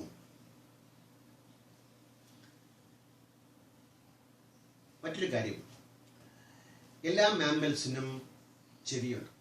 നമ്മൾ ആനയുടെ ചെവി എന്ന് വെച്ചാൽ അത് ചെവിയെ ഇങ്ങനെ ചലിപ്പിക്കുന്ന രീതി, നന്നായി കാതാട്ടുന്ന ഒരു കാതാട്ടിയാണ് ആനയെങ്കിൽ മാമ്മലുകളാണ് തിമിംഗലമായതെങ്കിൽ അതിന് കാതുകൾ വേണ്ടേ? പക്ഷെ രഞ്ജിത്ത് നേരത്തെ സൂചിപ്പിച്ചതുപോലെ കാതിൻ്റെ ബാക്കി പത്രങ്ങൾ അവിടെ ഉണ്ട്. കനാൽസിൻ്റെ നേരിയ കുഞ്ഞു പതിപ്പുകൾ അവിടെ നമുക്ക് കാണാൻ സാധിക്കും. മാത്രമല്ല കാത് ചലിപ്പിക്കാനുള്ള ആവശ്യമായ മസിലിന്റെ തിരുശേഷിപ്പുകളെ അവിടെ കാണാൻ സാധിക്കും. കാതിന്റെ കനാൽ മാത്രമല്ല, കാതിനെ ചലിപ്പിക്കാൻ ആവശ്യമായ മസിൽസ് ഉണ്ടല്ലോ, അതിന്റെ കുഞ്ഞു പതിപ്പുകളും ഇന്ന് അവിടെ ഉണ്ട്. ഒരു യൂസും ഇല്ലാതെ വെറുതെ കിടക്കാണ്. ഇനി നമുക്ക് ഭ്രൂണശാസ്ത്രത്തിന്റെ തെളിവുകൾ, ഭ്രൂണശാസ്ത്രം നൽകുന്ന തെളിവുകൾ ഈ ജനറ്റിക്സിനെ പോലെ തന്നെയാണ് ഏറ്റവും പ്രധാനപ്പെട്ട പരിണാമ തെളിവുകൾ നൽകുന്ന ഒരു ശാഖയാണ് എംബ്രിയോളജിക്കൽ എവിഡൻസസ്. ഈ ഭ്രൂണശാസ്ത്രം നമ്മൾ വിദ്യാർത്ഥികളെ പരിണാമം പഠിപ്പിക്കുമ്പോൾ ഒരുപാട് ചിത്രങ്ങളിൽ കൂടെ നമ്മൾ കാണിക്കുന്ന ഒരു കാര്യമാണ്. ഭ്രൂണാവസ്ഥയിൽ കാണുന്ന പലതും വളരുമ്പോൾ കാണുന്നില്ല. എന്ത് സൃഷ്ടിയാണപ്പാ ഇത്? അതായത് ഒരു വീടുണ്ടാക്കാൻ, ഒരു മാളികയുണ്ടാക്കാൻ ഒരു കുടിലുണ്ടാക്കി അതിനെ ക്രമീകരിച്ച് ഒരു വൻ മാളിക ആക്കുന്ന വിഡ്ഢിത്തം ആരാണ് കാണിക്കുക? നേരെ സ്ട്രൈറ്റ് ആയിട്ട് നല്ലൊരു മാസ്റ്റർ പ്ലാനിലേക്ക് പോകാതെ മനുഷ്യന്റെ ഭ്രൂണമെടുത്താലും ശരി, ഇന്ന് ജീവിക്കുന്ന ഏത് ജീവിയുടെ ഭ്രൂണമെടുത്താലും അത് വന്ന വഴികളെ വ്യക്തമായി പറഞ്ഞുകൊണ്ട് ആവശ്യമില്ലാത്ത രീതിയിലാണ് അതിന്റെ വളർച്ചയുണ്ടാകുന്നത്. നമുക്കിത് തിമിംഗലത്തിന്റെ കേസിൽ ഒരു പോയിന്റ് ഉണ്ടായിരുന്നല്ലോ, ഞാൻ ഇവിടെ വായിച്ചിട്ടുള്ള ഒരു സംഭവമാണ്. തിമിംഗലത്തിന്റെ ഭ്രൂണാവസ്ഥയിൽ രോമങ്ങൾ ഉണ്ടായിരുന്നു. അതൊരു കാര്യം. രോമം എന്ന് പറയുന്നത് മത്സ്യങ്ങൾക്ക് പറഞ്ഞിട്ടില്ലാത്തൊരു കാര്യം. സോ പിന്നെ ആൻസെസ്ട്രൽ ഹിസ്റ്ററിയെ ക്ലിയർ ആയിട്ട് പ്രൂവ് ചെയ്യുന്ന ഒരു പോയിന്റ് എന്ന് പറയുന്നത്. പക്ഷെ അതിന്റെ ഈ ബ്ലോ ഹോൾസ് ഉണ്ടല്ലോ, അതായത് ഈ നാസാദ്വാരങ്ങളുടെ ചുറ്റും ചെറുതായിട്ട് മുടികൾ അവശേഷിക്കുന്നുണ്ട്. എങ്കിൽ തന്നെയും മിക്കവാറും അത് ഈ ചില തരം തിമിംഗലങ്ങളിൽ ചില ഭാഗത്ത് ചെറുതായിട്ട് മുടികൾ കാണുമെങ്കിലും പക്ഷെ അതിന്റെ ഭ്രൂണാവസ്ഥയിലെ തുടക്കത്തിൽ ജൽജിത്ത് പറഞ്ഞതുപോലെ മുടിയോടുകൂടി വളരുന്നവൻ മുടിയില്ലാതെ അവശേഷിക്കുന്നത് ഭ്രൂണാവസ്ഥയിൽ ഞാൻ മെമ്മാലിയൻ വിഭാഗത്തിൽ പെട്ടിരുന്നതാണ് എന്ന് വിശ്വാസികളെ നോക്കി കൊഞ്ഞണം കുത്തുന്നതല്ലേ? ഓക്കെ, അപ്പോൾ ഇവിടെ ഒരു കാര്യം കൺക്ലൂസീവ് ആയിട്ട് നമുക്ക് പറയാൻ പറ്റും. മാമൽസ് ഒഴിച്ച് മറ്റു ഒരു ജീവിക്കും രോമം അല്ലെങ്കിൽ ഭ്രൂണാവസ്ഥയിലോ മറ്റേ ഇതിലോ മത്സ്യങ്ങൾക്ക് പ്രത്യേകിച്ചും ഇല്ല. സോ ഇതിനിപ്പം മത്സ്യം പോലും നമുക്ക് പറയാൻ പറ്റില്ല. മാത്രമല്ല ആൻസെസ്റ്ററുമായിട്ട് കൃത്യമായിട്ട് കണക്ട് ചെയ്യാൻ പറ്റുന്ന ഒരു തെളിവാണ് ഭ്രൂണാവസ്ഥയിലെ രോമം എന്ന് നമുക്ക് ഇവിടെ ഉറപ്പിച്ചു പറയാൻ പറ്റും അല്ലേ? തീർച്ചയായും. മത്സ്യം, തിമിംഗലം എന്ന് പറയുമ്പോൾ തിമിംഗലത്തെ മത്സ്യമാണെന്ന് കാണാനാണ് നമുക്കിഷ്ടം. വെള്ളത്തിൽ ജീവിക്കുന്നു, വെള്ളത്തിൽ ജീവിക്കേണ്ട എല്ലാവിധ അനുകൂലം നേടിയ ഒരു ജീവിയെ പുറമേ നിന്ന് കാണുമ്പോൾ നമ്മുടെ പിതാമഹന്മാർ മത്സ്യമെന്ന് കണ്ടിരുന്നുവെങ്കിൽ അതിന് നമുക്ക് കുറ്റം പറയാനാവില്ല. പക്ഷെ തെളിവുകൾ വ്യത്യസ്തമായി വരുമ്പോൾ അത് കരയിലെ മാമൽസ് ആയിരുന്നു എന്ന് സമ്മതിക്കാനുള്ള ഒരു മാനസിക വിശാലത നമ്മൾ പ്രകടിപ്പിക്കേണ്ടിയിരിക്കുന്നു. ശാസ്ത്രം നമ്മോട് ഒരുപാട് പുത്തൻ കാര്യങ്ങൾ പറയുമ്പോൾ നമ്മൾ അത് അംഗീകരിക്കുന്നത് കൊണ്ടാണ്. നമ്മൾ അംഗീകരിച്ചാലും ഇല്ലെങ്കിലും നമുക്ക് ഒരുപാട് ശാസ്ത്ര നേട്ടങ്ങൾ നമ്മുടെ ജീവിതത്തിൽ നമ്മോടൊപ്പം തന്നെയുണ്ട്. നമ്മളെ വീട്ടിലിരുന്ന് ഒരു TV കാണുമ്പോഴത്തേക്കും എങ്ങോ നിൽക്കുന്ന ബിൽ ക്ലിന്റൺ കൈപൊക്കുകയാണെങ്കിൽ അതേസമയം ഒബാമയാണെങ്കിൽ പോലും നമുക്ക് കാണാൻ സാധിക്കുന്നത് സാമാന്യ ബുദ്ധി ഉപയോഗിച്ച് നോക്കുകയാണെങ്കിൽ വളരെ ദൂരമുള്ള ഒരാളെ കാണാൻ അസാധ്യമല്ലേ? പക്ഷെ നമുക്ക് കാണാൻ സാധിക്കുന്നു. അത് നമ്മുടെ കേവല യുക്തിക്ക് അപ്പുറത്ത് നിൽക്കുന്ന ഒരു ശാസ്ത്ര സത്യത്തെ നമുക്ക് അംഗീകരിക്കാൻ കഴിയുന്നത് പോലെ നമ്മളുമായി ബന്ധമില്ലാത്ത മേഖലയിലാണെങ്കിൽ പോലും നമ്മുടെ കേവല യുക്തിക്ക് തിമിംഗലവും മത്സ്യവും ഒന്നാണെന്ന് തോന്നുമെങ്കിൽ തന്നെയും എവിഡൻസുകളെ നിരത്തിക്കൊണ്ട് ശാസ്ത്രം തിമിംഗലം മാമൽസ് ആയിരുന്നു എന്ന് പറഞ്ഞാൽ എന്തിനാണ് നിങ്ങൾ അതിനെ ഇല്ല എന്ന് പറയുന്നത്? അത് വാസ്തവത്തിൽ സത്യത്തിന് പുറംതിരിഞ്ഞ് നിൽക്കലല്ലേ? ഇങ്ങനെ പുറംതിരിഞ്ഞ് നിൽക്കുന്നത് കൊണ്ടായിരിക്കാം മനുഷ്യ സമൂഹം ഇതിനേക്കാൾ മുമ്പോട്ട് പോകാനുള്ള വഴിയെ തടസ്സപ്പെടുത്തിയതെന്ന് ഞാൻ പറയുന്നത് തെറ്റുണ്ടോ? ഇല്ല, ഒരിക്കലും ഇല്ല. അതുകൊണ്ടാണല്ലോ മതം വഴിമുടക്കി നൂറ്റാണ്ടുകൾ പിന്നെ താമസിച്ചോടുന്ന ട്രെയിനാണ് ശാസ്ത്രം എന്ന് പറയുന്നത്. മതം പലയിടത്തും ശരിക്കും പറഞ്ഞാൽ ശാസ്ത്രത്തിന് വഴിമുടക്കിയിട്ടുണ്ട്. നമ്മൾ തെളിവുകളുടെ അടിസ്ഥാനത്തിൽ പോകുന്നു, മതം വിശ്വാസത്തിന്റെ അടിസ്ഥാനത്തിൽ പോകുന്നു. ശാസ്ത്രവും മതം എന്നുള്ള ബേസിക് ആയിട്ടുള്ള ഒരു സംഭവം. ഇനി ജിയോ കെമിക്കൽ എവിഡൻസ്, ഭൂരസതന്ത്രം. ഇതില് ഈ തിമിംഗലത്തിന്റെ പരിണാമത്തിൽ നമുക്ക് എളുപ്പം മനസ്സിലാക്കാവുന്ന ഒരു കാര്യമാണ്, ഈ കരയില് ജീവിക്കുന്ന മാമൽസ് എന്തായാലും ഉപ്പുവെള്ളം കുടിക്കില്ല. അവർക്ക് കുടിക്കാൻ ലഭ്യമായത് ശുദ്ധജലമാണ്. തിമിംഗലത്തിന് ശുദ്ധജലം കുടിക്കാൻ പറ്റില്ലല്ലോ. അവിടെ water works KWA Kerala water authority വെള്ളം കൊണ്ട് പോകുന്നില്ലല്ലോ. അപ്പൊ എന്തായാലും അത് ഉപ്പുവെള്ളം കുടിച്ചേ കുടിക്കും. അപ്പൊ ഉപ്പുവെള്ളത്തെ സ്വാംശീകരിക്കാൻ പാകത്തിലുള്ള ദഹനേന്ദ്രിയ വ്യവസ്ഥയുടെ കിഡ്നിയുടെ മാറ്റം അവിടെ സംഭവിച്ചിരിക്കുന്നു നമുക്ക് കാണാൻ സാധിക്കും. അതിന് എവിഡൻസ് ഉണ്ട്. അതിലുപരി ഈ ഫോസിലുകളിൽ നിന്ന് എന്ത് തെളിവ് കിട്ടുമെന്ന് ചോദിച്ചാൽ ഓക്സിജൻ ഐസോട്ടോപ്പുകൾ. അതിന്റെ വിശദീകരണത്തിലേക്ക് പോകേണ്ട കാര്യമില്ല എന്നെനിക്ക് തോന്നുന്നു. ഇത്രയും മാത്രം പറഞ്ഞു നിർത്താം. അതായത് കിട്ടിയ ഫോസിലുകളുടെ പല്ലുകളിൽ നിന്നും ഓക്സിജൻ ഐസോട്ടോപ്പുകളുടെ വ്യത്യാസത്തിൽ നിന്നും പല ഈ ബാസിലോസറസിന് മുമ്പുള്ള ആംബുലോസറസ് തുടങ്ങിയ ഫോസിലായ ജീവികൾ കരയിൽ നിന്നും ശുദ്ധജലം കുടിച്ചിരുന്നു എന്നും, എന്നാൽ ഇന്ന് തിമിംഗലം ഉപ്പുവെള്ളമാണ് കുടിക്കുന്നതെന്നും അവയുടെ പല്ലിന്റെ ഫോസിൽ നിന്ന്, അതായത് ഓക്സിജൻ ഐസോട്ടോപ്പുകളെ പരിശോധിക്കുമ്പോൾ നമുക്ക് മനസ്സിലാക്കാൻ സാധിക്കുന്നതിൽ നിന്നും മറ്റൊരു ജിയോ കെമിക്കൽ തെളിവാണ് ഇത് ഒരു പൊതുപൂർവികനെ പങ്കിടുന്നു എന്ന് പറയുന്നത്. ബാക്കി കുറച്ചുകൂടി ഡീറ്റെയിൽ ആണ്, കുറച്ചുകൂടി ടെക്നിക്കൽ ആയി പോകും.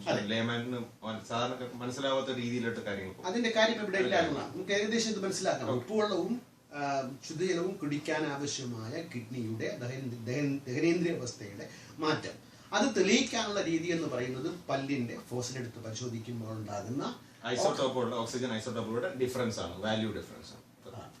അത്രയും നമുക്ക് മനസ്സിലാക്കിയാൽ മതി എന്ന് തോന്നുന്നു. ഇത്രയും പറയൽ നിന്ന് നമ്മൾ എത്തിച്ചേരാവുന്ന നിഗമനം, കടലിനെ വീക്ഷിക്കുമ്പോൾ നമുക്കെന്നും വീക്ഷിക്കാൻ അനന്തമായ കടൽ എത്രയോ ഭംഗി തരുന്നതാണ്.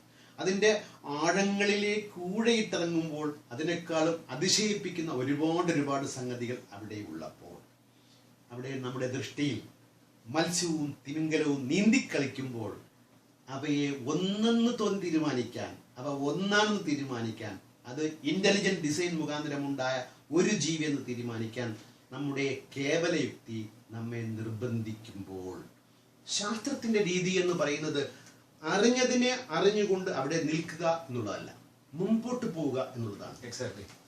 അതിനാവശ്യമായ തെളിവുകൾ ശേഖരിക്കുക എന്നുള്ളതാണ്. അങ്ങനെ സിനോണിക്സ്, പക്കിസീറ്റസ്, ആംബുലസീറ്റസ്, ബാസിലോസറോസ്, അങ്ങനെ തുടങ്ങിയ ഒരുപാട് ഫോസിലുകളെ വളരെ പ്രയാസപ്പെട്ടുകൊണ്ട്, ഞാൻ ഇതുമായി ബന്ധപ്പെട്ട് കിംഗ്രിച്ചിന്റെ വീഡിയോ കണ്ടു. എത്ര പ്രയാസപ്പെട്ടാണ് അവർ ഈ രേഖകൾ ശേഖരിക്കുന്നു.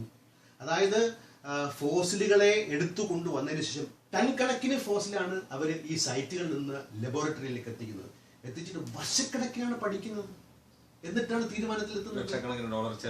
ചെലവാക്കിക്കൊണ്ട് അവിടെ ഒരു തീരുമാനത്തിൽ എത്തിയിട്ട് പഠനം നടത്തുകയല്ല, കിട്ടുന്ന തെളിവുകളെ കൊണ്ടുവന്നിട്ട് അതിനെ വിശകലന വിധേയമാക്കി വർഷങ്ങളെടുത്തുകൊണ്ട് പഠിച്ച് കിട്ടിയ അറിവിന്റെ അടിസ്ഥാനത്തിൽ രേഖപ്പെടുത്തപ്പെടുന്ന അവിതർക്കിതമായ കാര്യങ്ങളാണ് ഈ ഫോസിൽ തെളിവുകൾ. ഫോസിൽ തെളിവ് മാത്രമല്ല, ജനറ്റിക്കലായിട്ടുള്ള തെളിവുകൾ, അനോട്ടമിക്കലായിട്ടുള്ള തെളിവുകൾ, ഭ്രൂണ ശാസ്ത്രപരമായ തെളിവുകൾ, എന്തിന് തെളിവുകളുടെ മലവെള്ളപ്പാച്ചിലാണ്.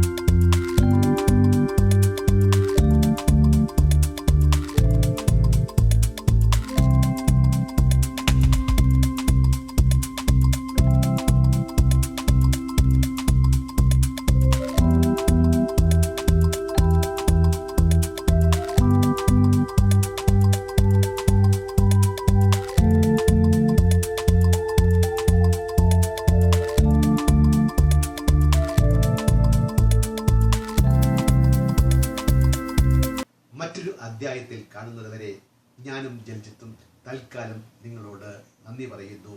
Good bye.